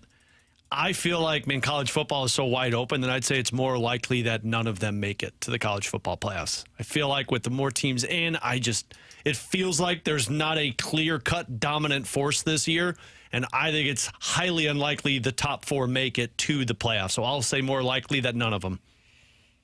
So I agree it's going to be wide open this year, but I don't know if it's going to be the case for the top 4 teams. Clemson's the one that I worry about the most. That's the one I worried. But I think Ohio State will probably be fine. I know they got a quarterback situation that they're trying to figure out. Penn State, I think, is loaded. Texas, I think, is loaded. I'll say more likely all 4 make it. I don't think all 4 will miss. Last year's top 4 teams, Georgia, Ohio State, Texas, and Oregon. It was a mixed bag there to a degree. I think all 4 this year will end up making it. And here's part of the reason why. Texas doesn't have the returning quarterback, but they've got a guy that played a little bit we think is going to be quite good. Their roster is, exemplary. Penn State has a quarterback returning. Clemson has a quarterback returning and is in a pretty bad conference. Ohio State is the one team that has a legit quarterback question among these 4, and they have the best receiver in the country that will help alleviate some of those concerns. So I think all 4 will end up making it to the college football playoff this year. I think where the real chaos begins is right after that mix. When you get to 6 through 25 right now, no clue. No idea. And a lot of that is based upon what's going to happen in the SEC this year. I don't know what a lot of those teams are going to be. Is LSU going to be able to take that step under Brian Kelly? Is Bama going to be able to figure it out without Jalen Milroe as their quarterback? Who knows? Is that coach going to be able to make it work there with his offensive coordinator back into the system that was with him at Washington? We'll see. South Carolina, what are they with Lenora Sellers? That second tier in the SEC, I think, is going to have a huge influence on the way that the college football playoff rankings go this year. Alex? Guys, more likely to happen, the Cardinals make 3 trades this offseason or hand out 1 contract extension? 3 trades. I think they have to make at least 3 trades this offseason. Yeah, I agree. I think it'd be 3 trades. I was running in my head who are contract extensions. I wouldn't give anybody a contract extension on this team. I am more likely to trade just about anybody you throw at me for a contract extension idea than I am to hand them the contract extension. So, yeah, I would say it's 3 trades. They're going to have to really cut down on this position core that they have right now. I didn't ask you what to think you think. I said more likely that the Cardinals do, and I think it's the contract extension. Oh, right. With Chaim in charge, I don't think it is. I think of Brendan Donovan. I just don't think there's anybody that Chaim... I think Brendan Donovan, I think Mason Wynn, I think Burles, and I think Herrera. I wonder if they look at one of those guys as core pieces and hand them an extension. It's the most uncertainty I've had going into an offseason. I agree. In as long as I can remember for the Cardinals. Typically, you have a pretty clear idea of what the Cardinals are going to do. Some of that is we just learned what Mo's tendencies were. And Mo would either give you breadcrumbs or there would be such a clear and obvious need on the team. Like Matt. Exactly. You'd look at it and be like, they need innings. Okay, Steven Matz. They need innings. Lefties. All right. They do It's love going lefties. to be Kyle Gibson and Lance Lynn, and then we'll see if they aim for upside in the rotation that ultimately became Sonny Gray. I don't know what the plan is this offseason for 2 reasons. 1, I don't know who they value on this roster. And 2, I don't know what the tendencies are going to be for Chaim Bloom. So it makes it a little more exciting, also a little more scary. It's the land of the unknown for the Cardinals. Tebow? Guys, more likely to happen. J.J. Weatherholt gets called up in September, or Dalibor Dvorsky cracks the Blues opening day roster. J.J. Weatherholt. J.J. Weatherholt. I don't think Dvorsky's making this roster now that they think Bukestad. Now that we've talked about Bukestad potentially playing the wing and Walker being a center, I think that the roster's set. One of Joseph or Texier won't be on the roster, and then that's your team. See, I would lean more towards Dvorsky makes the opening day lineup for the Blues. And the reason for it is I agree the wing spot's more complicated now with them being open-minded to playing Bukestad on the wing. but you got injuries that come through camp. I think the Cardinals are. I just don't see the spot where Weatherholt gets called up. Not because of the crap they fed today about the 40-man, but it's just where am I getting playing time for him every day? So I think it's unlikely Dvorsky ends up making it, but of these two scenarios, I would lean towards Dvorsky. If you wanted to make the case, it would be this. Because earlier, I agree with you, T-Bone, generally speaking. The case would be this. Gorman continues to struggle defensively at third. Arenado doesn't return this year. And you just put him as your everyday third baseman. And you're like, you know what? So JC's not going to be our everyday guy at third. He'll get occasional starts for us down the stretch against left-handed pitchers, and Gorman becomes the odd man out. Because he's not playing right now over Donovan. He's not going to be a third baseman for us in the future. This is the way that we're going to go about it. That's the case to me for J.J. Weatherholtz to be on the roster. But it requires Gorman to continue struggle defensively, Arenado to not be here down the stretch, and for them to make that call on Weatherholt over Sajaci. And just to the Dvorsky front, I'm looking at this now. Typically, they're going to carry 7 defensemen and 14 forwards. You've got 12 of them that are clear-cut, and then Sundqvist is going to be that 13th forward. So basically, your Dvorsky has to outplay Texier and Joseph to get to one of those spots. He's not on the roster because I'm not having him as my 14th forward. Yeah, There's no reason to do that. That would be like J.J. Weatherholt's being the, 7th 15th infielder. Yeah. Unless he outperforms players so much that he's your third-line winger, and Bukestad moves down to your fourth but line. in that scenario, he's not my 14th forward. He's my 9th. Yeah, but that's what I'm saying. Like, that's the competition, because then the Blues' decision is, okay, well, we are going to waive Texier and Joseph for Dvorsky, and I don't think they're going to do that because they're going to want to keep some NHL experience on their roster. All right, let's get to the text line, 314-399-9646. That is the Air Comfort Service text line on BK and Ferrario. More likely to happen, Nolan Arenado goes into the Baseball Hall of Fame as a Cardinal, or he doesn't make the Hall of Fame at all. Goes in the Hall of Fame as a Cardinal. He's going to be a Hall of Famer. There's no doubt in my mind. I think he should go in as a Rocky because, I mean, his Hall of Fame career was as a Rocky. But Well, you're not calling this a Hall of Fame no, career? I'd say he had about will, by the way. 2 years. Yeah, he should go in as a Rocky. Because he'll have, 7 years in Colorado? More than that? And only like 5 here in St. Louis? Oh, yeah. The vast majority of his career will be, he'll have like 8 years in Colorado, 5 here in St. Louis. It was like Scott Rowland wearing the Cardinals hat. Like, his Hall of Fame career was in St. Louis. Yeah. Yeah, I agree. I would say more likely he ends up going in with the Cardinals hat, even though I think he should go in with the Rockies cap. More likely to happen. The Cardinals make a legit playoff run in the next 3 years, or they sell everyone and fully rebuild in the next 3 years. Well, like the former. I was going to say, they can't sell everyone, so I'm going to go with World Series. Correct. Yeah, I would lean playoff run. If you're Chaim, even if you didn't believe in this core, your first decision making cannot be to blow this thing up. You want to talk about starting off poorly with a fan base. That is one way to do it. I don't know. Part of me wonders if the fans would take that as a taste of honesty that they haven't had for a while, and maybe it's the path that needs to happen. Maybe it's the path that the Cardinals have been denying for the last 3 years. I just people want that to happen until they see what it means. And you start losing the way that the Rockies are losing, dude. That would not go over well here. It wouldn't. In Colorado, at least they've got the Broncos. At least they've got the Nuggets. Like, they've got other teams that they can point to. You've got the Blues here, and that's it. I know that there's the Battlehawks here. I know there's City SC here. But if we're talking about the 4 major professional sports in North America, you've got one of them, or 2 of them, rather, that you can point to. One of them that is not the Cardinals. It would not go over well here at all. I mean, you'd have nothing here in the summer to talk about. Here's what we do. Look, let's just plan this in case Chaim does blow this up. We'll just adopt the Chiefs, okay? BK will finally be able to pretend he's in KC again. That's true. And we'll cover the Chiefs. Adopt the Royals for a little bit. I think they're the number 1 team here in St. Louis. We go stay up there in St. Joe for training camp. We're just doing live shows. Yeah. Ooh. I don't do trips with you guys anymore. Oh, really? Yeah. You opted out? What happened? I just opted out. I don't know. I knew you were a loser. Whoa! Technically, you were the loser. You fell asleep on the couch first the last time we were in Alton. Oh, damn. Got him. Coming up in 15 minutes, Junk Drawer. But next, will the Cardinals abandon the notion that they are still trying to be competitive down the stretch? Talk about it here on 101 ESPN.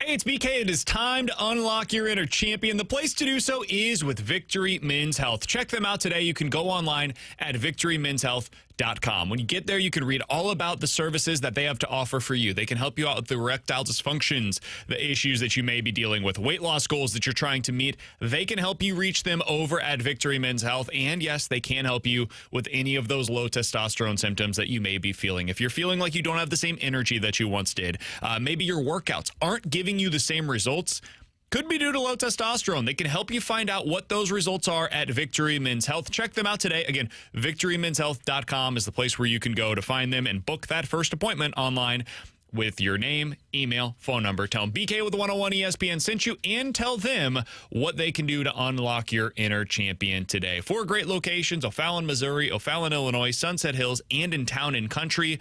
Victory Men's Health is available at victorymenshealth.com. It's victorymenshealth.com.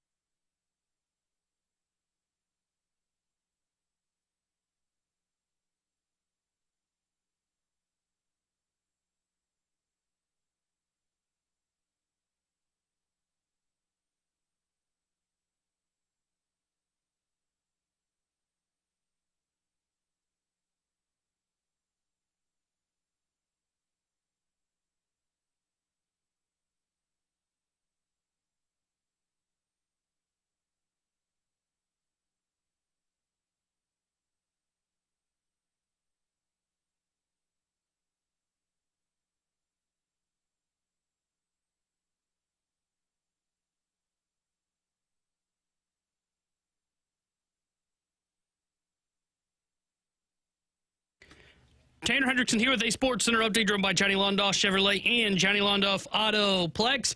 Cardinals fell to the Rockies last night 3-0 as their 3-game set is even at a game apiece. Rubber match is this afternoon. 1:15 will be first pitch. Austin Gomber will be on the mound for the Rockies. Michael McGreevy will get the start for St. Louis. The Sports Center update was driven by Johnny Londoff Chevrolet and Johnny Londoff Autoplex. See Londoff.com. Chevy, together we drive. Are you kidding me?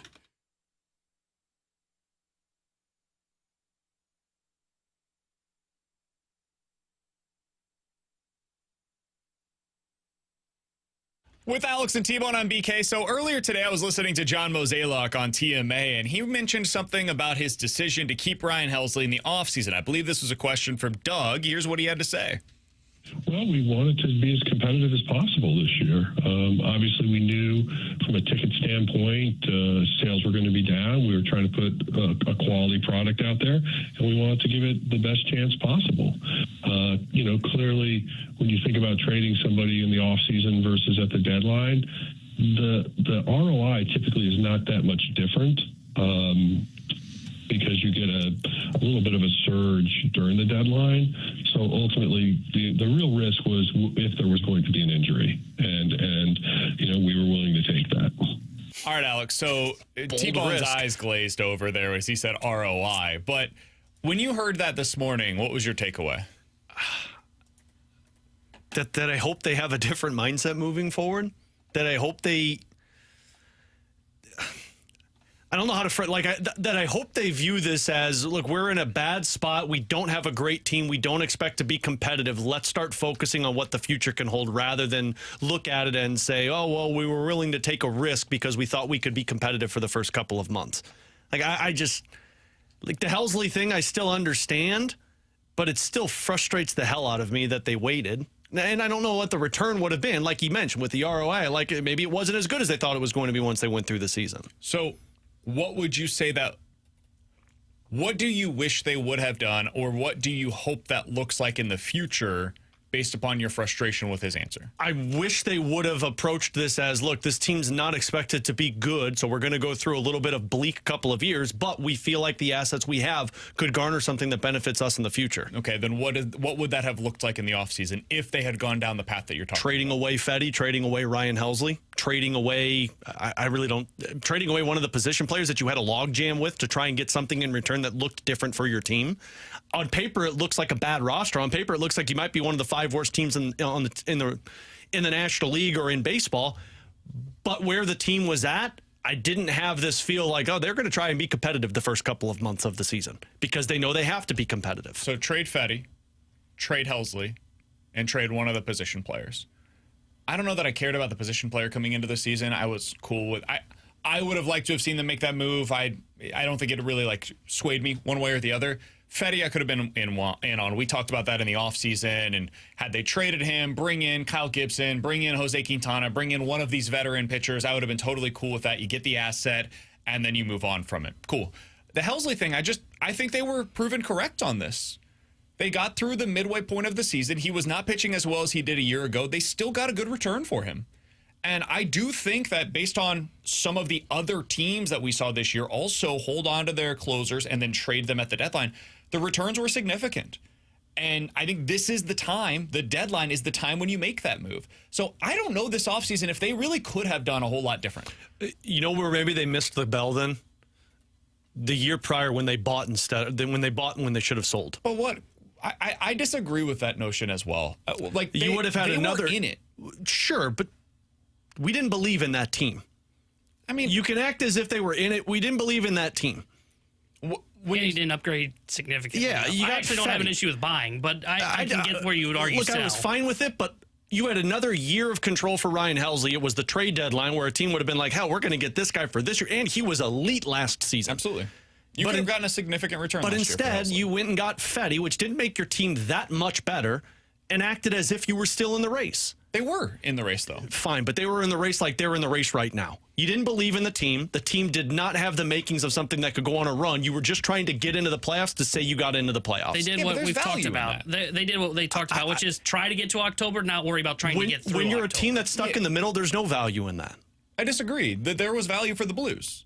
They weren't a team stuck in the middle, though. They were a team that was moving forward and had pieces that they knew were the nucleus of the team. They thought that the pieces that they had last year were the nucleus of the team moving forward. I think they still had a lot of questions on the nucleus of the team, and they needed more answers on when they went to the next season. Sure, but they thought that they could potentially get those by getting into the playoffs, just like the Blues. The Blues got some answers on players by getting into the playoffs this year. That was a valuable evaluation tool for them. I think the same thing could have been true for the Cardinals last year. Now they missed. They whiffed. The return that they got was pretty terrible overall. I mean, Fetty was never the same pitcher for the Cardinals that he was with the White Sox. You didn't get anything out of Sean Armstrong. He was DFA'd almost immediately. Tommy Pham, he was DFA'd also almost immediately. So they whiffed. They got it completely wrong, and ultimately that's what this is judged on. They, at the deadline last year, were 56 and 52. A couple of weeks later, they were 61 and 64. So, yeah, it went in the wrong direction, but I can only speak for myself. I think there's value in making it to the postseason. I do. I still think, I know Tim said earlier today, fans seem to view making it to the playoffs the way that fans now view getting into a bowl game in college football. I think those are completely different. I think some fans, like the Alabamas of the world, Ohio State, getting into the college football playoff for college football now is viewed the way that getting into the playoffs for teams like the Cardinals is viewed. I would say that's the comparison to me.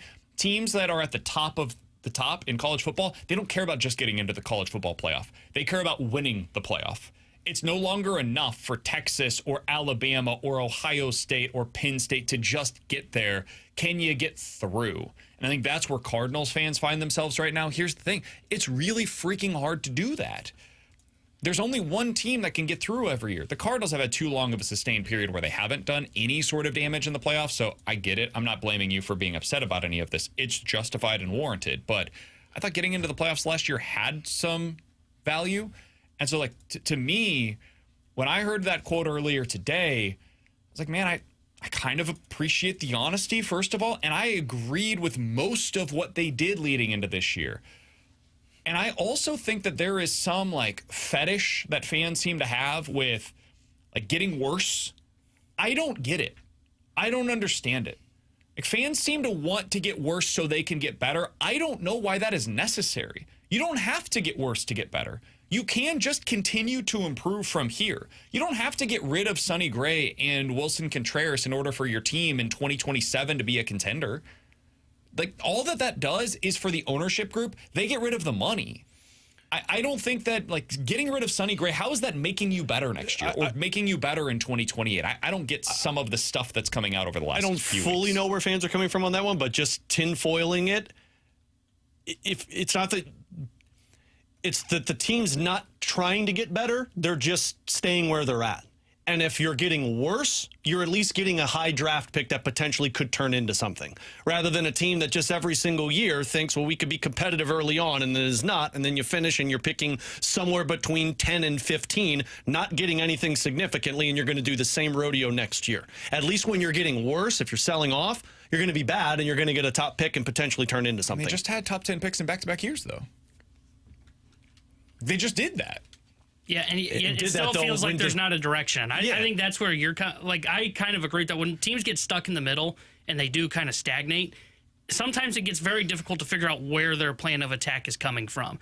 And for the Cardinals, it was clear it became like, let's just kind of piece this together. I agree. What they had done was not working. Like, that part I agree with. But they also, so what I would say, like, I still don't know what their plan is going forward. And like, part of it's just because Chaim's not speaking, and that's not Chaim's fault. That's ownership and Bo that have kind of kept him quiet. But I would say that's the biggest thing. Why? Because people want to see something change. Whether that is you push your chips in, it kind of goes to what I think it was Sonny Gray said at winter warm-up. You either got to push your chips in and start to really push towards competing, or really just sell pieces off and go back down towards the bottom.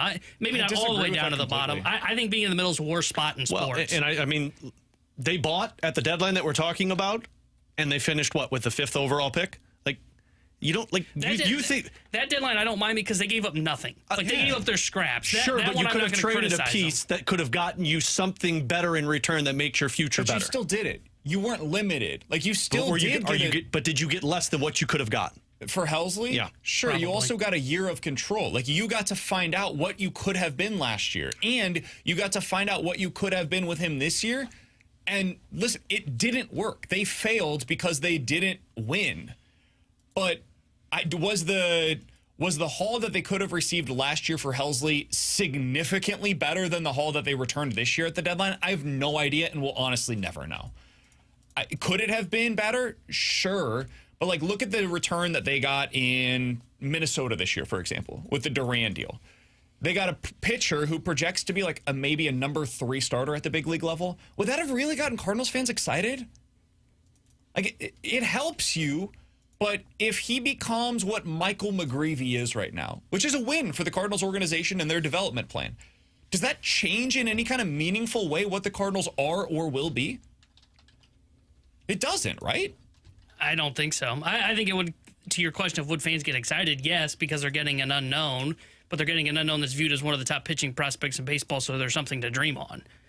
But if he became a 3, does it change a whole lot for you? No. I mean, it does what we talked about earlier. It helps them avoid landmines. Now, I guess in their case, that would help them. But no, not to the point where it is, hey, you just acquired an ace, right? Like, you weren't getting that in return. But for how much they're lacking pitching, like, he would have been a significant help for them. If you're using that kind of example of, like, hey, you acquire a piece that develops into a number 3. And I mean, I mean, Helsley was the best pitcher in baseball last year in terms of, like, closer. Duran is that. That's what Duran is. This year, like when he was traded. But like, correct. That's what I'm saying. I'm comparing what Helsley could have netted you last year to what Duran did get the Minnesota Twins this year. Yeah. I like, this is an actual version of the trade that you're talking about. Mick Abel was the primary return for the Twins. He is a top 100 prospect in baseball, a top 50-ish prospect by most measures, and he is basically the equivalent of Quinn Matthews. Is that something that in a meaningful way changes the future of the Cardinals organization? My answer to that is no. I don't think it does. I mean, does there's it help excitement you? for Quinn Matthews, and there could be a higher upside of I Quinn don't Matthews. think Quinn Matthews in any meaningful way changes where they're at. They're missing the top of their rotation, and they're missing the top of their lineup. And until they fix that, like, this stuff is nice. It helps. They could have used this as a trade chip maybe to get one of those guys. Sure, it's not a bad thing to have, but now you've got Baez, who's down in your system, and I don't know what he's going to be either. He may never amount to anything, or it could be a really solid hitter in the future that's 3 years away. To me, it's just a team that has had zero direction over the last 3 or 4 years, that doesn't know where they're going. And I hope that changes to where it's not worrying about ticket sales is the reason why, which I know that's how ownership goes. Money is what is the North Star for any organization. But to sit there and say, well, we got to keep a guy for one more year because we're worried ticket sales are going to be gone in the first couple of months of the season. That's another messaging thing that I just think, I think it's bad messaging. I don't think that's just been a problem for them all along. Absolutely, no doubt about it. I think that there is some stuff there that I would disagree with, but the overall North Star of trying to compete, dude, I think the Cardinals, and people will push back on this, and that's totally fine. We can all have our disagreements here. I think the Cardinals deserve some credit for trying to compete. I think they deserve credit for never going to the place that the Pirates have been, that the Rockies have been, that the Nationals have been, that the Athletics have been, that my Royals have been, the White Sox have been, the Orioles went to.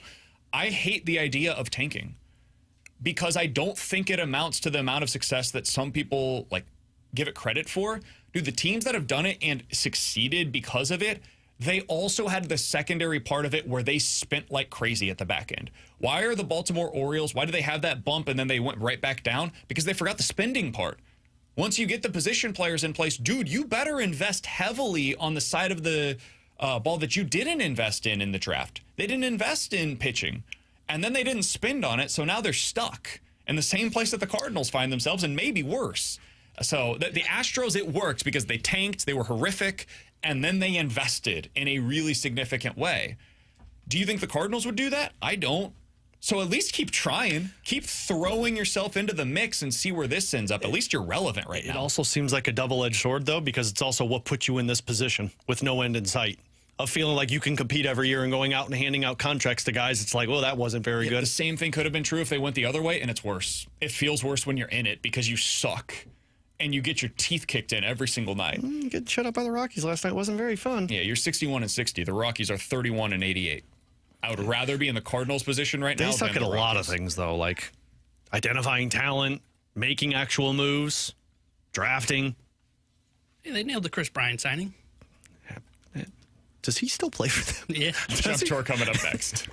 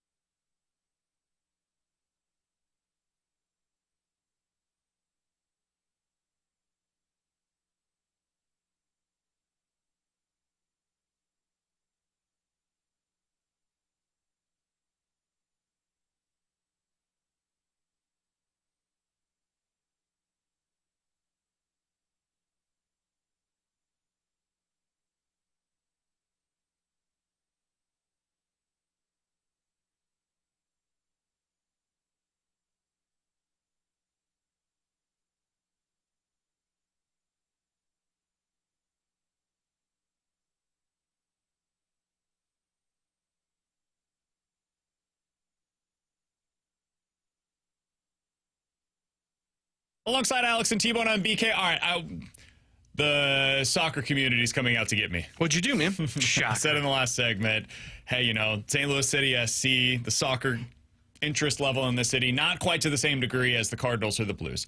I said it with a little bit of stank in my voice. I apologize for that. That's something that happens occasionally. Someone just gave us credit for not being Tony during that segment, too, I know, but I did have a little bit of tone on the soccer side of things, and I apologize to any soccer fans out there. I was going to say, people are still excited about that. They keep spending ownership's money, and they ain't getting better. Like people are like, oh, the city team, there's some excitement there. We've talked about this before, Alex. I'll go ahead and do it right now. We have very small amount of time here. Little bitty. Shore. Yeah, itty bitty. We've been talking to BK's in vacation mode, ladies and gentlemen. We have a very small amount of time here, so I'll go ahead and get this off my chest. Oh boy. This is not a shot against soccer. This is not a shot against City SC. I think it's an acknowledgement of what I believe to be the obvious, which is soccer in St. Louis, and I would say overall, does not have the same level of interest on a wide scale as the St. Louis Cardinals or as the St. Louis Blues.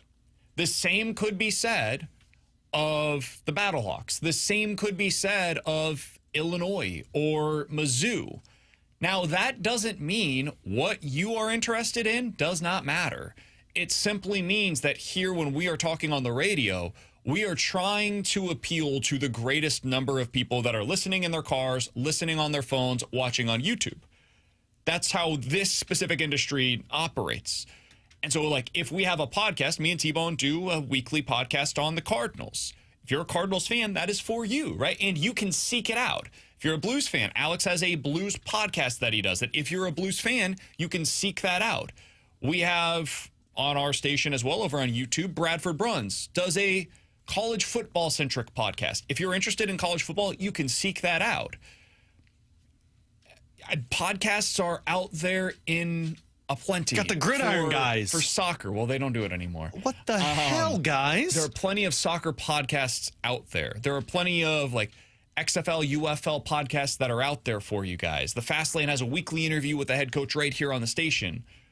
But to suggest that the audience is there to the same degree as the Cardinals or for the Blues, it's just not true. I would not be representing what we do accurately if I said that it was. So that's where I was coming from in the last segment. I said it with a little bit of stank, a little bit of tone. Hopefully that clears it up a little bit more. Sometimes you got to put a little stank on that one. We're honest on this show. If we fix his tone problem, we wouldn't even have that I apology actually to start didn't think with. he was very Tony there. I thought that was really good. I thought earlier. I didn't sense it tone. It happens so often. Sometimes I just I don't sense it at all. No, I just always assume. You guys should have picked up on that city one. I always assume there's tone. I kind of have that tone dar where it's I know when it's coming.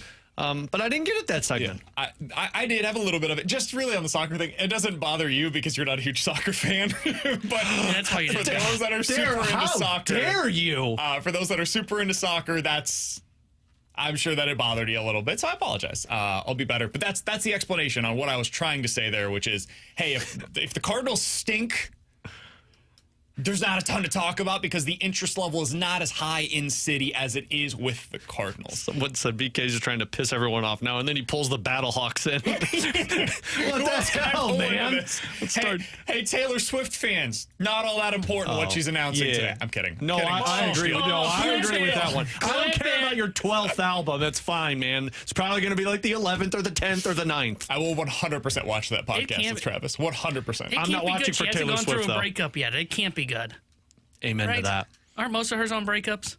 Aren't most of her albums about breakups? Or love stories. Yeah, or you could say that this one might be great because, that was 2009 Taylor Swift. It depends, it can go either way. This one's going to be about Travis, I would assume. That's what I'm saying. It's one of the songs is going to be about his blue eyes. I saw the tweet that was making its rounds oh, you look so good with your blue eyes. All right, I'm done. I'm checked out. Blue eyes.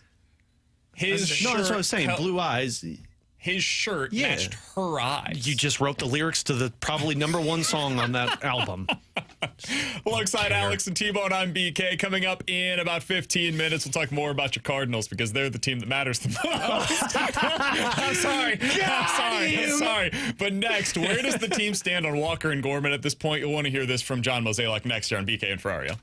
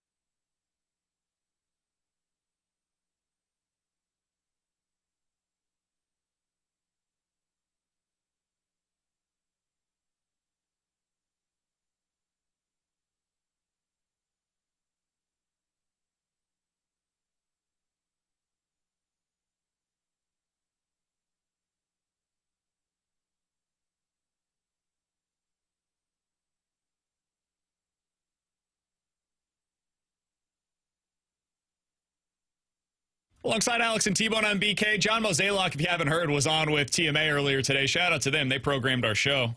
I got to start my vacation a little early. It's wonderful. Didn't City SC win last weekend? I don't know. So they were asked about Jordan. They asked, rather, John Mozeliak about Walker and Gorman and whether or not his opinion on their ceiling has changed since the start of the season. Here's what John Mozeliak had to say. I think, in Walker's case, his injury was actually fortuitous in the sense of he got to go down, work on his swing. I think the changes that he was able to implement when he was down in Springfield have a lasting effect, and it's been, nice to see, his contribution from an offensive standpoint. We're definitely a different club when, he's hitting the ball hard and getting on base. And in Gorman's case, I still think he has a chance to be a above average hitter in this league. And, I think for him, it's ultimately going to be, where's his best position and where he plays. But, giving these guys opportunity this year, like I stated earlier, has been, I think, something that we've all benefited from a learning standpoint on what we have. And, to point out, this is not going to be my concern next year, but it will be someone else's, and I think they're benefiting from what we're seeing. First of all, love that. God, what a great way to end it. Love that. That was great. Second of all, can I ask you a follow-up question to what they just talked about there, Alex? Sure. How much differently do you think we would view Jordan Walker and Nolan Gorman or Nootbaar, Mason Wynn, all of these guys? How much differently do you think we would view them if the Cardinals had Vladimir Guerrero Jr. and Manny Machado in the lineup? Replace Wilson Contreras with Guerrero. Replace Nolan Arenado with Manny Machado. How much differently do we view what they have developed from their system? With Gorman, with Walker, with Donovan, with Nootbaar, with Scott, with Wynn, Herrera, all of these different guys. It's a really interesting question because I feel like I would look at this team differently as a whole, thinking like I think they could be more competitive because you have that big bat. The development of Jordan Walker, I think, is different than Nolan Gorman. I'd look at the Jordan Walker development and be like, cool, slow process, younger player, but he looks like he's going to be the perfect complementary piece for this team when they hope to compete or if they're in the competitive window. I think Nolan Gorman, the frustration would still be there as a fan, even if you had Guerrero or Tatis Jr. or anything like that. And you'd say, you know what? I've had enough of this with Nolan Gorman. He's not going to get to what I thought. He's not consistent enough. He's a trade chip for this team to go out there and get something that benefits them. Like, I think they're two different entities in terms of Walker looks like the guy that I'm still building around, or at least I think he's going to be a reason why we win with this guy. And Nolan Gorman is, you're still frustrating because you're not the player we thought you were. I think both those players, there would still be frustration from the Cardinals fan base for. Wynn, I think they would view a lot differently. Like, I think Nootbaar would be one that got viewed differently as well because he's a complementary piece. Gorman and Walker had like the ceiling to potentially be that third star to be with them, right? I think when you look at the best teams in baseball, it's really three guys in the middle of the order. Like the Padres, you have Machado, you've got Tatis. Oh, and by the way, they have Jackson Merrill, who's developed with them as well. That's why I think Walker and Gorman, it would still be viewed kind of how they are today. Hey, why isn't this development working? Gorman, I think it's just his profile just doesn't play here in St. Louis. It's more of a batting average than it is home run and slugging city. I think Walker, there would still be the hope of, man, that guy, if he just became that third piece for the Cardinals, now you have a legitimate lineup if you had the superstars in it. Darth over on YouTube says, what a stupid question. What if we had Babe Ruth? That would be unlikely. Oh, God, I would watch every single game if we had Babe Ruth. Smoking a cigar while you're pitching on the mound. Or T-Bone's favorite player, eating hot dogs on the bench. He runs like the they Three just don't Stooges. Make them like they used to, you know? His legs are like that cartoon where they just move, but the upper body's not. The reason that I ask the question is because I think the Cardinals have a perception problem. And that they need all of these guys to be something they're not. They need them to be stars. They need somebody to emerge, to lead them out of the abyss of lacking stars over the years. Walker was supposed to be that. Gorman was supposed to be that. Carlson was supposed to be that. O'Neill was supposed to be that. Now they've put that pressure on J.J. Weatherholt. Eventually, they'll probably have Rynel Rodriguez, who's going through their minor league system right now. He's 19 years old. He's hitting the crap out of the baseball. You'll never guess it, Alex. He's a catching prospect. Future corner outfielder. Probably. He's eventually going to get this label as well if Weatherholtz doesn't work out, where it's the next guy that could become the star for you. The reason that I bring this up is because I think the expectations change a bit for Walker if instead of being labeled as the star that they lack, he is, hey, this guy could be added to the mix. Gorman could be the supplemental bat of hits 30 home runs. Yeah, he strikes out a lot, but who cares? He's batting 6th or 7th in your lineup every day, and he can hit 30 bombs if he plays every single day in your lineup. I think it changes a bit what the expectations are for these guys and what they're asked to become on a regular basis, because then they can just fill in their roles. It's almost like what has happened with the Blues, Alex, where you have Thomas, who has become a legit top-line player. You have a guy like Dylan Holloway, who comes in and becomes a legit middle six or top-line winger for you. And these new pieces that have emerged, they allow Jordan Kyrou to just fit in as a second-line winger. He's not asked to be something that he's not at this point in time. The same thing could be true, you could say, for like a Philip Broberg, right? When Cam Fowler emerges as that top pair defenseman for you, the pressure is really off this season for Philip Broberg. He can just go out there and be a stud second pair defenseman. They're not asking him to become a superstar on this team. So I think they're lacking that middle of the order, and it puts more pressure on everybody else to perform. Not to make an excuse, I think that's part of the reason why you've seen the Cardinals' inability to develop these players, because they just haven't had that safety net for guys. And again, I don't mean this to be an excuse, but you know, when you have an Albert Pujols or you have a Yadier Molina or you have a Matt Holliday, the younger guys can develop into what they need to be because they're not viewed as the savior. I think the Cardinals' problem over the last 10 years for a lot of these guys has been this has to be the savior because we don't have the superstar anymore. Exactly. And when you get the superstar, he's the blame deflector. Like, it all comes back to Vladimir Guerrero Jr. if the team's losing. Well, your star's not being a star. That's what Paul Goldschmidt and Nolan Arenado have been for the last few years. Your stars weren't being a stars. Meanwhile, Mason Wynn can kind of develop behind the scenes. Alec Burleson can develop behind the scenes. But when Jordan Walker comes onto the scene because he's viewed as the savior, or Nolan Gorman or Dylan Carlson, that's when things go sideways for the development purpose, because like Ollie tells us, these guys are trying to figure out being big leaguers. Try figuring out how to be a big leaguer while trying to figure out being a big leaguer when you're viewed as supposed to be the savior of a team. So that's what I was going to mention is you go back to 2022, for example, right? That offense rocked. It was awesome. You had Goldie, Arenado in the second half of the season. You had Albert looking like prime Albert for the Cardinals. You think about some of the players that we viewed as being net positives for the Cardinals in 2022. Like Tommy Edman, right? Really good player. Most Cardinals fans liked him in 2022. He's not all that dissimilar offensively from some of the guys that we're talking about right now. Like, he wasn't all that different. OPS 725 from like 5 or 6 players that are currently in the lineup for the Cardinals. You look at it right now, Brendan Donovan, 760 OPS. Wilson Contreras, 785. Alec Burleson, 777. Nootbaar's at about a 700 OPS so far this year. Nolan Gorman is actually better offensively this year, OPS-wise, than what Tommy Edman was in 2022. Edman was just able to fill a role where he wasn't asked to be something that he wasn't. And now that you no longer have Goldie and Arenado filling those spots as your superstar level talents, there's a donut in the middle of your order, and they haven't been able to fill it, and I don't know when they're going to be able to. So what does that become? It's time for you, Walker. It's time for you, Gorman. It's time for you, J.J. Weatherholt. Somebody has to be that, and if you're not, we don't know where to point. Yeah, and that moment happened a lot faster than they were expecting, too, because you have Walker come up in 2023. Your hope is Goldie and Arenado continue what they did in 22, maybe not win an MVP, but they can still play at a superstar level, and it was just gone from there, right? Paul Goldschmidt regresses to a good player, but he's not a superstar. Arenado's barely above league average when you look at his numbers in 2023. Like, I think they had a plan in place for, okay, we're still going to keep this burden off of some of these younger prospects like Jordan Walker, like Mason Wynn. We're going to hope that they can get up here to the big league level, and we'll be able to develop them. They've still got their safety net for 2023 and 2024 in Goldschmidt and Arenado, and maybe Arenado beyond that. And then what happens is, whoa, age caught up to those guys a lot faster than the Cardinals were planning, to where you get to the point, as BK said, now you throw those guys into the fire. They're not ready for that role. I don't know if it really stunted their growth, but it certainly put more pressure on them. And now you're stuck where you don't have the star. You don't have the backup plan in place for that. And I don't know if you can prepare for that as an organization. And you end up getting stuck where you are right now. Somebody from the text line from the 314, dude, now you're just acting like players are just randomly selected to fill a particular role, like being a star. No one ever asked Tommy Edman to be a star, and no one ever would. That's my point.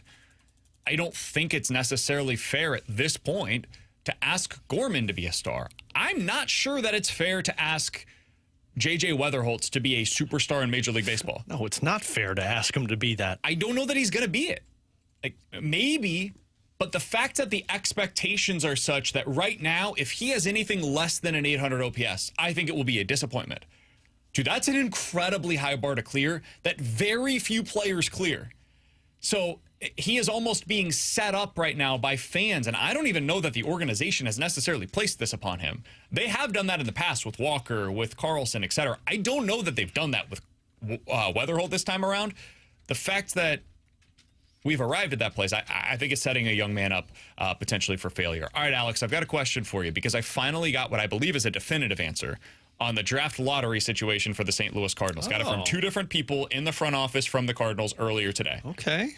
I'll let you know what I heard. Oh, you son of a... I'm curious if this changes your perspective on how the Cardinals should operate down the stretch. We'll talk about it next year on 101 ESPN.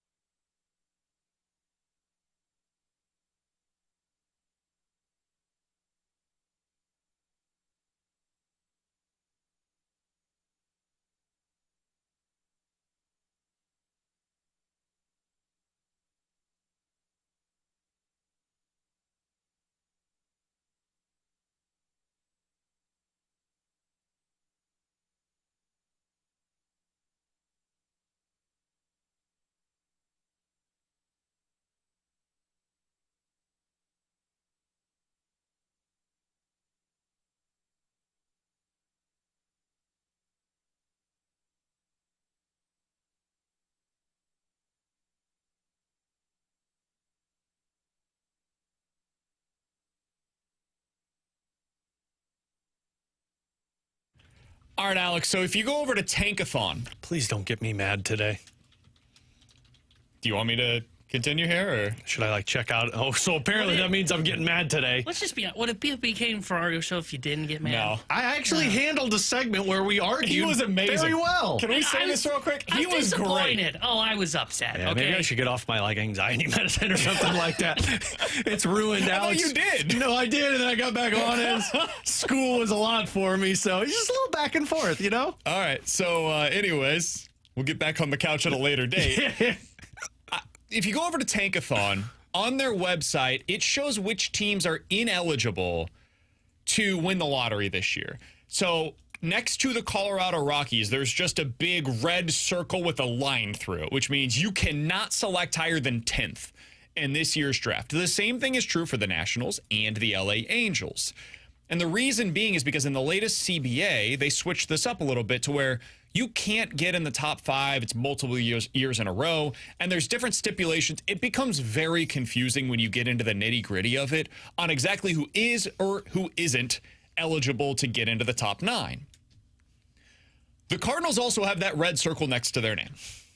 And so, Alex, I've been operating under the assumption that, hey, the Cardinals are not eligible to win the draft lottery this year. They can't pick in the top 9, so who cares if they keep winning? This is the best thing for them. That's what I was told. That's my previous 2 days of this show has been like, hey, there's no bad juju. Go out there and win and make the playoffs. I've been trying to get a straight answer on this for weeks.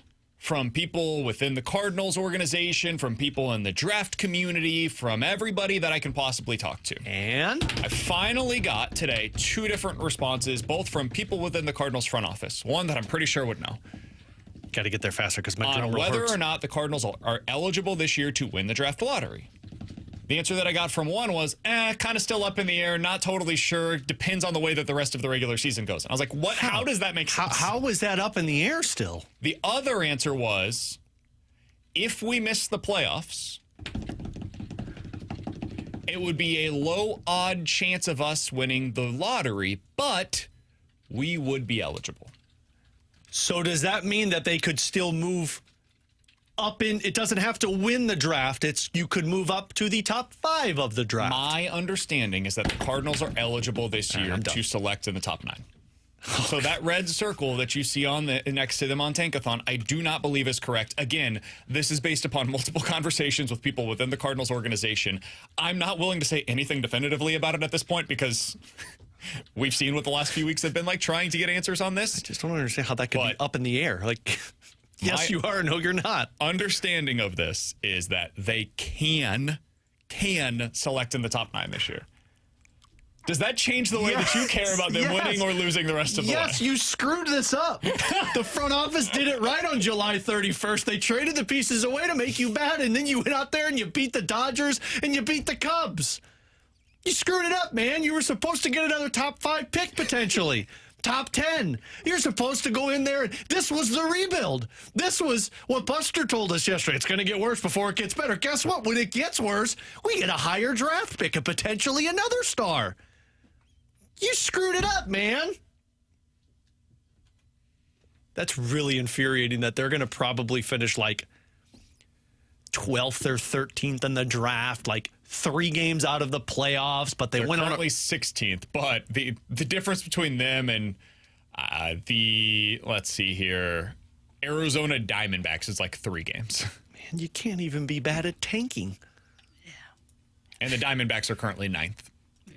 Oh, excuse me. You know what? We could go all the way up to the Minnesota Twins. The difference between the Cardinals right now at 61-60 and the Twins the Miami Marlins at 57-62 is 3 games. Oh, this is a big and they're series. 7th. Oh, man, this is a huge series. Big game today for the Cardinals. And the Marlins are doing it right. They've lost 4 in a row. Can you imagine being a Rockies fan? You were ineligible to get into the lottery. You were 31-88. You know what's amazing? That's what happened to the White Sox last year. Yeah. Where they set the record and couldn't get into the top. The Rockies 9. cannot pick any higher than 10th overall. Yeah, and you know what? That's crazy. Don't be those teams. Don't suck every year for 15 years because you're going to be there. But at least if you got a 3-year window where you're going to be bad, like be bad so you could get a good pick. This is frustrating. internally, I can't handle this. Well, there you go. All right. Again, if you missed it, my understanding, based upon multiple conversations with people within the Cardinals organization today, how dare is that you? they are indeed eligible to pick within the top 9, which was not my understanding previously, and is apparently, according to Tankathon, not their understanding either. It's a very confusing process. Baseball made this way more difficult than it needs to be, but I believe, based upon multiple conversations with people high ranking in the Cardinals organization, is that they are indeed eligible to pick in the top 9. Everyone listening that's under the same mindset as T-Bone of like, I'm not that mad about it. You could have got another JJ Weatherholt. You still could. No, you can't. Alongside Alex and T-Bone, I'm They're in the DK. playoff Chris race. Kerber, the voice of the Blues, joins us next here on 101 ESPN.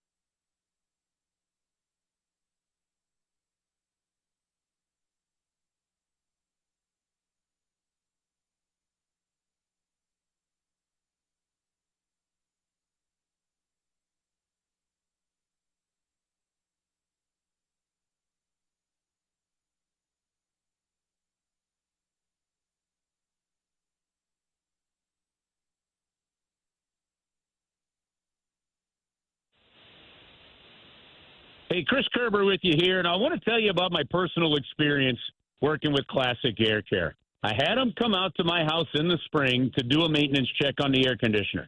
I wanted to make sure that it's ready to go for the hot St. Louis summer. They come in, they put covers on their shoes.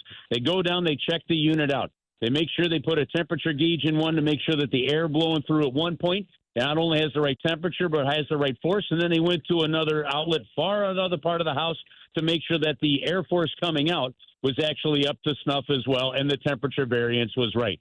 Those are little things they can do. They check your air filter. They make sure everything's clean. They make sure there are no cracks or pieces to the equipment that are wrong.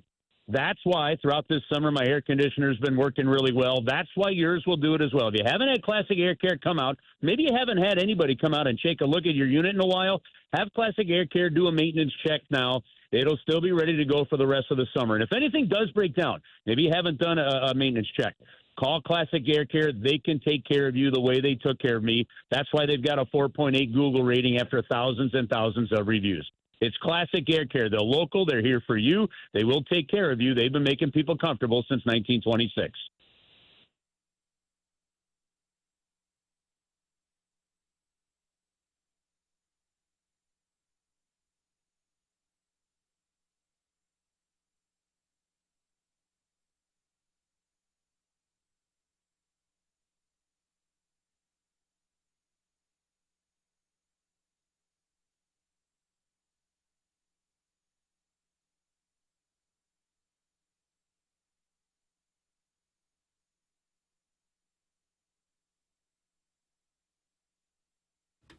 Tanner Hendrickson here with a Sports Center update brought to you by Saliga Heating and Cooling. The road match of the Cardinals' 3-game set against the Colorado Rockies is underway. They are in the top of the second inning, scoreless so far. Michael McGreevy's getting the start for St. Louis. We'll keep you updated on the Cardinals game throughout the day today here on 101 ESPN. The Sports Center update is brought to you by Saliga Heating and Cooling, a Daikin heating and air conditioning dealer.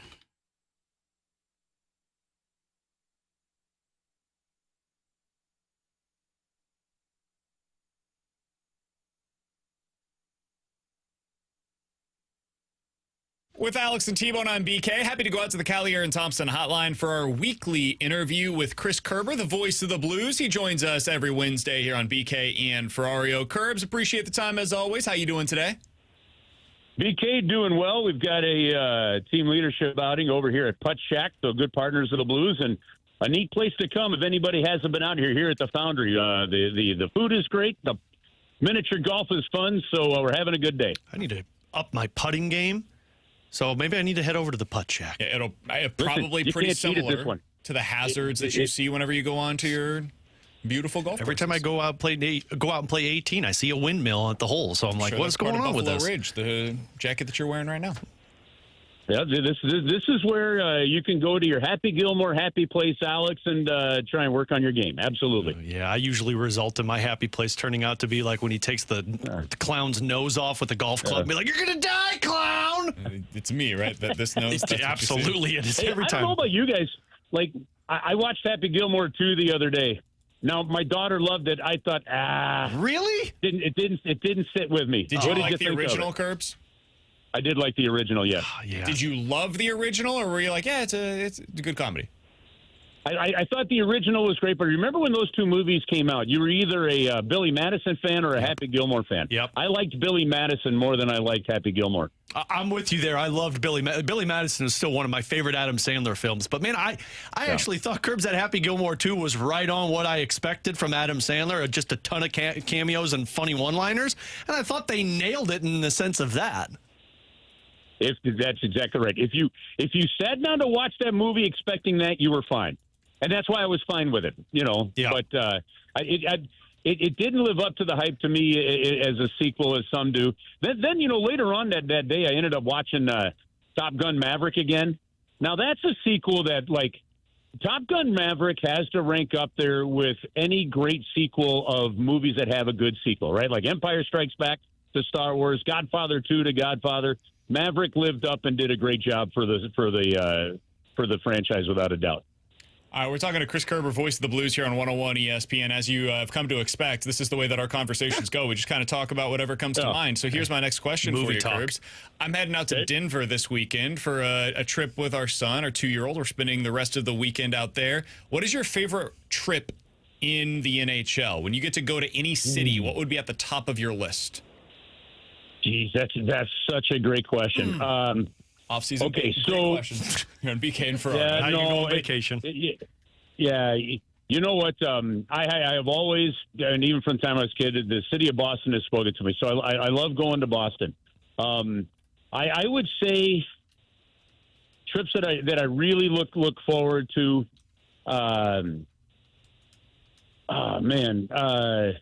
Denver's not one of them. Got to be honest with you. Denver's not one of them. But I think I don't mind Denver. It's just, to me, not top of the list. I think the city of Vancouver is amazing with what you can do. Walk around, and the restaurants are great. So to me, I'd say Boston, Vancouver, and for me personally, guys, like. I really love Washington, D.C., walking around the malls, checking out the museums, the history of it. So I'd say those three are three at the top of my list. D.C. is the one that I want to go to, but D.C. is the one that I feel like if I go, I need to make sure I have like a week or two to go because there's not enough. You need to make sure you have enough time to actually go to the city. Well, guys, what happens is when you travel a lot, like you got a favorite. So like if you said, okay, where am I going to eat in Calgary? There's a great steak restaurant that I love. It's my favorite one on the road called Vintage Steakhouse, right? There's a sushi joint that I've grown to love in Vancouver. L.A., we've stayed in different places, like we've stayed in right downtown, or we've stayed in Santa Monica, or we've stayed in Marina Del Rey. So that could kind of vary. You go to places like Ottawa, where you stay in this, industrial park much closer to the rink with nothing around. So, Ottawa is no good, in that sense. If you stay downtown, it's good. Montreal, there's a bar called Ziggy's. A bunch of Cardinal players used to go in there when they traveled into Montreal. So what you end up doing is you end up with kind of your favorite spots to go to when you're around there. Like when you go to Denver, BK, if you go to the Denver Chop House, you're going to be fine. You want a great hamburger, go to the Cherry Cricket. So there's a couple of places like that'll go. Or if you're in Washington, D.C., right, you go to the Shelley's Back Room. It's basically a cigar and whiskey bar. It's fantastic. So as a follow-up on that, I'm going to Vermont in September, so about a month from now. Nobody ever. I'm really excited. I'm going to Vermont. Yeah, I'm very excited. It's a beautiful place to go this time of the year. Curbs, what is a non-NHL city that you like to go to? A non-NHL city. A city that does not have an NHL team, maybe is a better way to phrase that question. Yeah. A non-NHL city that I like to go to. This is BK just trying to get you to say you love Kansas City, Curbs. No, I didn't think about that, but yeah, that'd be a great answer. Probably the right one. Geez. You know what? Holy heck, because there's most of the cities I've gone to there. That's a question I'm not prepared for. Well, damn it, BK. Ferrario. You asked the good one. Yeah, that's one I was not a. Technically, all non-American ask me another cities question are and we'll eligible. Ask me another question and we'll wrap up the interview if I can come up with a city. Okay, I can do that one. Well, I could go to a Steve Ott interview, Curbs. We had Steve Ott in studio with us today for Last Minute Blues podcast, which people could check out over on YouTube. And just having the conversations with him about how he's worked with players on the face-offs and how he's built that rapport with so many players in communication. Curbs, I couldn't help but listen to him talk, thinking, how is this guy not a head coach in the National Hockey League yet? It's a great question to ask because he's knocking on the door. I believe he's had a couple of interviews. Yeah, I apologize, BK. I got to work on that. I'll get him. Shut up, BK. Listen, the hockey season's coming before too long. He's going to try to name some line, and then trust me, we'll absolutely eviscerate him. Don't worry. That's day one of training camp. I'll be ready. It'll be the third line, Curbs. So, listen, I think I think Steve Ott was knocking on the door, whether it was Pittsburgh. I haven't talked to him to find out whether or not he interviewed with Dallas or something. I thought he would have been a good fit in Dallas. It's really hard for some of these general managers, especially ones that have already made a coaching change or two with an organization, when you get the idea that you may only get a couple of coaching changes before the owner looks at you as the GM as the problem, right? So, I was actually surprised to see Dallas go back the way they did. I thought he would have been an amazing fit. Steve's going to be a head coach before too long here. He's done the role, but one of the challenges is he's never been a head coach anywhere. He's never been a head coach at the American League level, any of that kind of stuff. So someone's going to have to say, we just think you've got enough experience now to take over as a head coach. And having worked with Craig Berube, and now what he's going to learn with Jim Montgomery, I'm not sure that you really have better mentors in the game than that. He joins us after games. The way he talks the game, the way he connects with players, I think he is the best face-off coach in the game in terms of working with centermen and improving their things. That's like, I don't know. I'm going to just say, I don't believe there's better than him. So I think that role for him is there, and it's only a matter of time that we see Steve Ott as a head coach. All right, Curbs, players love playing for him. Did you think of a city? Yeah, St. Petersburg, Russia. I've been there twice. Went there in 1989 before communism fell, and then I went there again a few years ago. Hell, hold on. He nailed it. You said a city that does not have an NHL team. I'm not disagreeing with it. I have no ammo to push back on. Fantastic. I trust that it's a great city. Certainly know nothing about it. I've got a follow-up question for both of you, specifically BK, because he's going to Vermont. I've heard it's beautiful this time of the year. What's the capital of Vermont? Berlin. No. Did you say Berlin? No, Burlington was what I was going to go with. It's Montpelier, right? Or is that it? Going there. Montpelier. I had to Google it. There. I had to Google it because I didn't even know what the capital of it was. Curb's just nailing it. It's going to be excellent. Vermont at this time of the year is spectacular. The cheese, like the scenery, the mountains, like you're going to love it. It's a great place to go. Maple syrup's in Maine, man. I don't need to go to Vermont for it. Where in Vermont are you going? We are going to Burlington, so we're starting our trip in New Haven. Got to get the pizza, obviously. Okay. Obviously, Driving it's what they're up known for. to Burlington, staying there for a day. We're going to a brewery that's right over there. And then we are going to stay a night in Montpelier, and then we're going over to Portland, Maine before flying back here to St. Louis. So we will be going to Maine, Alex. Okay. Tour of the Northeast. Yeah, take two. All right. So Portland, Maine was one of my favorite cities to travel to in the American Hockey League. If the minor league ball team is going, it's great there. Melissa Gilbert had a chart house, a restaurant that is worth checking out if it's still there. Now, this was 30 years ago that we were there, but you know, when you're up in Burlington, you're only an hour and a half or so from Montreal. The scenery in Burlington is fantastic. The mountains, I have a great friend that worked the ski mountains up there. So unfortunately, you're starting in a bit of a dump in New Haven, but the drive will be good. The drive will be good. Hold on to your wallet and just stay in your car in New Haven. But then, but once you get up there, that whole New England thing, driving up through Hartford and then you'll have a great trip. That'll be awesome. Have an awesome We're trip. going to see the Yale campus. Really, we're going there literally just for the pizza. Not kidding. We're literally starting in New Haven, going to grab 2 different spots for pizza, stay the night there, and then head up the What do you next do day. when you go to the Yale campus? Like, whoa, look, Yale. You walk around. Yeah. Well, Can you listen, walk around? that's where Jaden Schwartz's sister Mandy played, right? They See? still have her locker there. And a real quick bit of history for you, BK. If you get a chance to go into that ice rink and check out their ice rink on campus, It was on the top of our to-do list. all right, you know you're going to see the arch curvature of the roof of their hockey rink, designed by the same guy that designed the St. Louis Arch. See? This is why we go to New Haven, Connecticut. Curbs, appreciate the there you time go. as always, man. We'll talk with you again next Wednesday. All right, guys, guess what? We're getting closer to talking some real hockey here, so we're getting there. Holly freaking Luya, Curbs. All right, that's our All right, fellas, be conversation. We do it weekly here on BK and Ferrario with our friend, the voice of the Blues, Chris Kerber. How about Curbs just cranking out the capital of Vermont? That's right. Did you hear the gauntlet yesterday for the fast lane? It was so good. What was it? Anybody in our text line that's listening right now that heard it, I was dying laughing in my car. I didn't have the gumption to text Stalter. So Stalter had a question. It was about which state capital has the highest, I think it was like pollen count over the last few seasons. One of the options was St. Louis. Another option was Des Moines. And then the third option was Wichita, but he called it Wichita. No, You read it? he said, didn't. Wichita?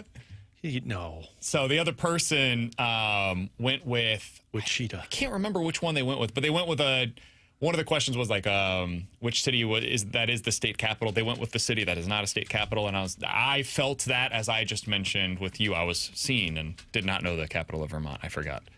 Wichita. Oh, God. So yeah. Somebody said, BK, you ever been to Wichita?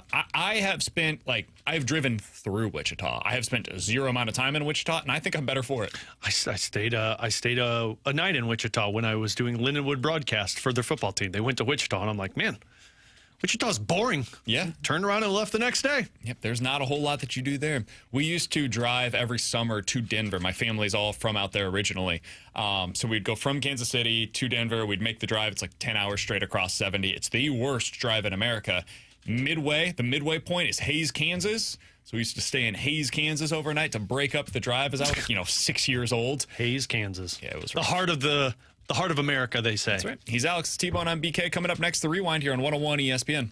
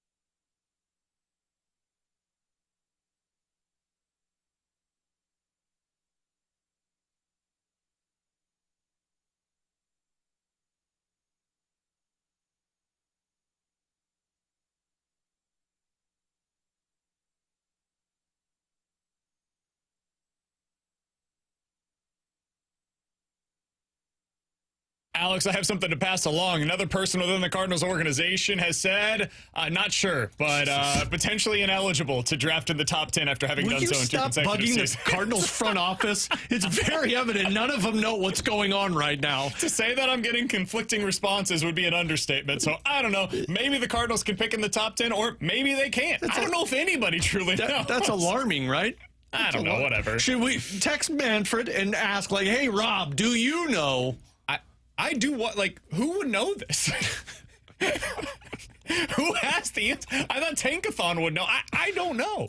I don't know. Tankathon never knows. Anyway, so Cardinals might and might not be eligible for the top 10 this year. So they might or might not be finishing out the season the right way then. Alex, do you want to hear the fast lane, their conversation Do yesterday? we find it? I think T-Bone has this. It was a great moment, a truly excellent moment on their show. God bless you, Stultz. Here it is from yesterday on the Gauntlet as Stalter was asking one of the questions. For 3 years, this U.S. city has ranked as the most challenging one for pollen allergies. Wichita, St. Louis, Wichita. Kansas. Wichita. Look at that spelling. That's how you spell That's how you spell Wichita. Is Wichita. it? Yeah. Apologies. Sorry. My bad.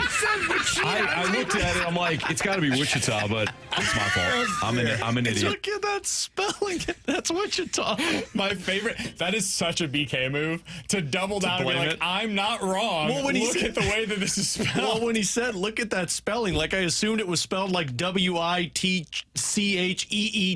or something. But no, they were like, yeah, it's spelled Wichita. Cheetah. Just like Wichita. Wichita, like Cheeto, like Wichita. But they're like, yep, that's how you spell Wichita. So good. God bless him. Yep. Love the man. One of the best in the business. I'm Double excited down to on it, hear though. what they decided to talk about today. Lots to talk about, certainly, here on 101 ESPN. God save us all tomorrow and Friday with T-Bone, me, and Bradford. I will just say this. I picked a good week to go on vacation. Well, I'm out all of next week, so I guess I also picked a good week to be on vacation. Well, Cardinals' big I series screwed up. coming up next week. Yeah, you messed up, man. You took off when it was the good time. I took off during the All-Star break. I figured there'd be nothing to talk about Depending there. on if the Cardinals are eligible for a draft pick in the top 10 or not. Next week might be a really big week for them. 3 against Miami, 3 at Tampa Bay, and then 4 against the Pittsburgh Pirates. And you're going to get an honest answer from somebody that doesn't know where the Cardinals can draft. We'll see. Yeah. But I'll be back when I come back in 2 weeks.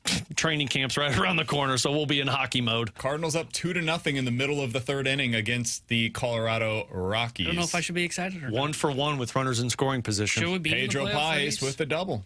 Okay, by the way, heating up quietly. Yeah, I actually need a little bit more direction.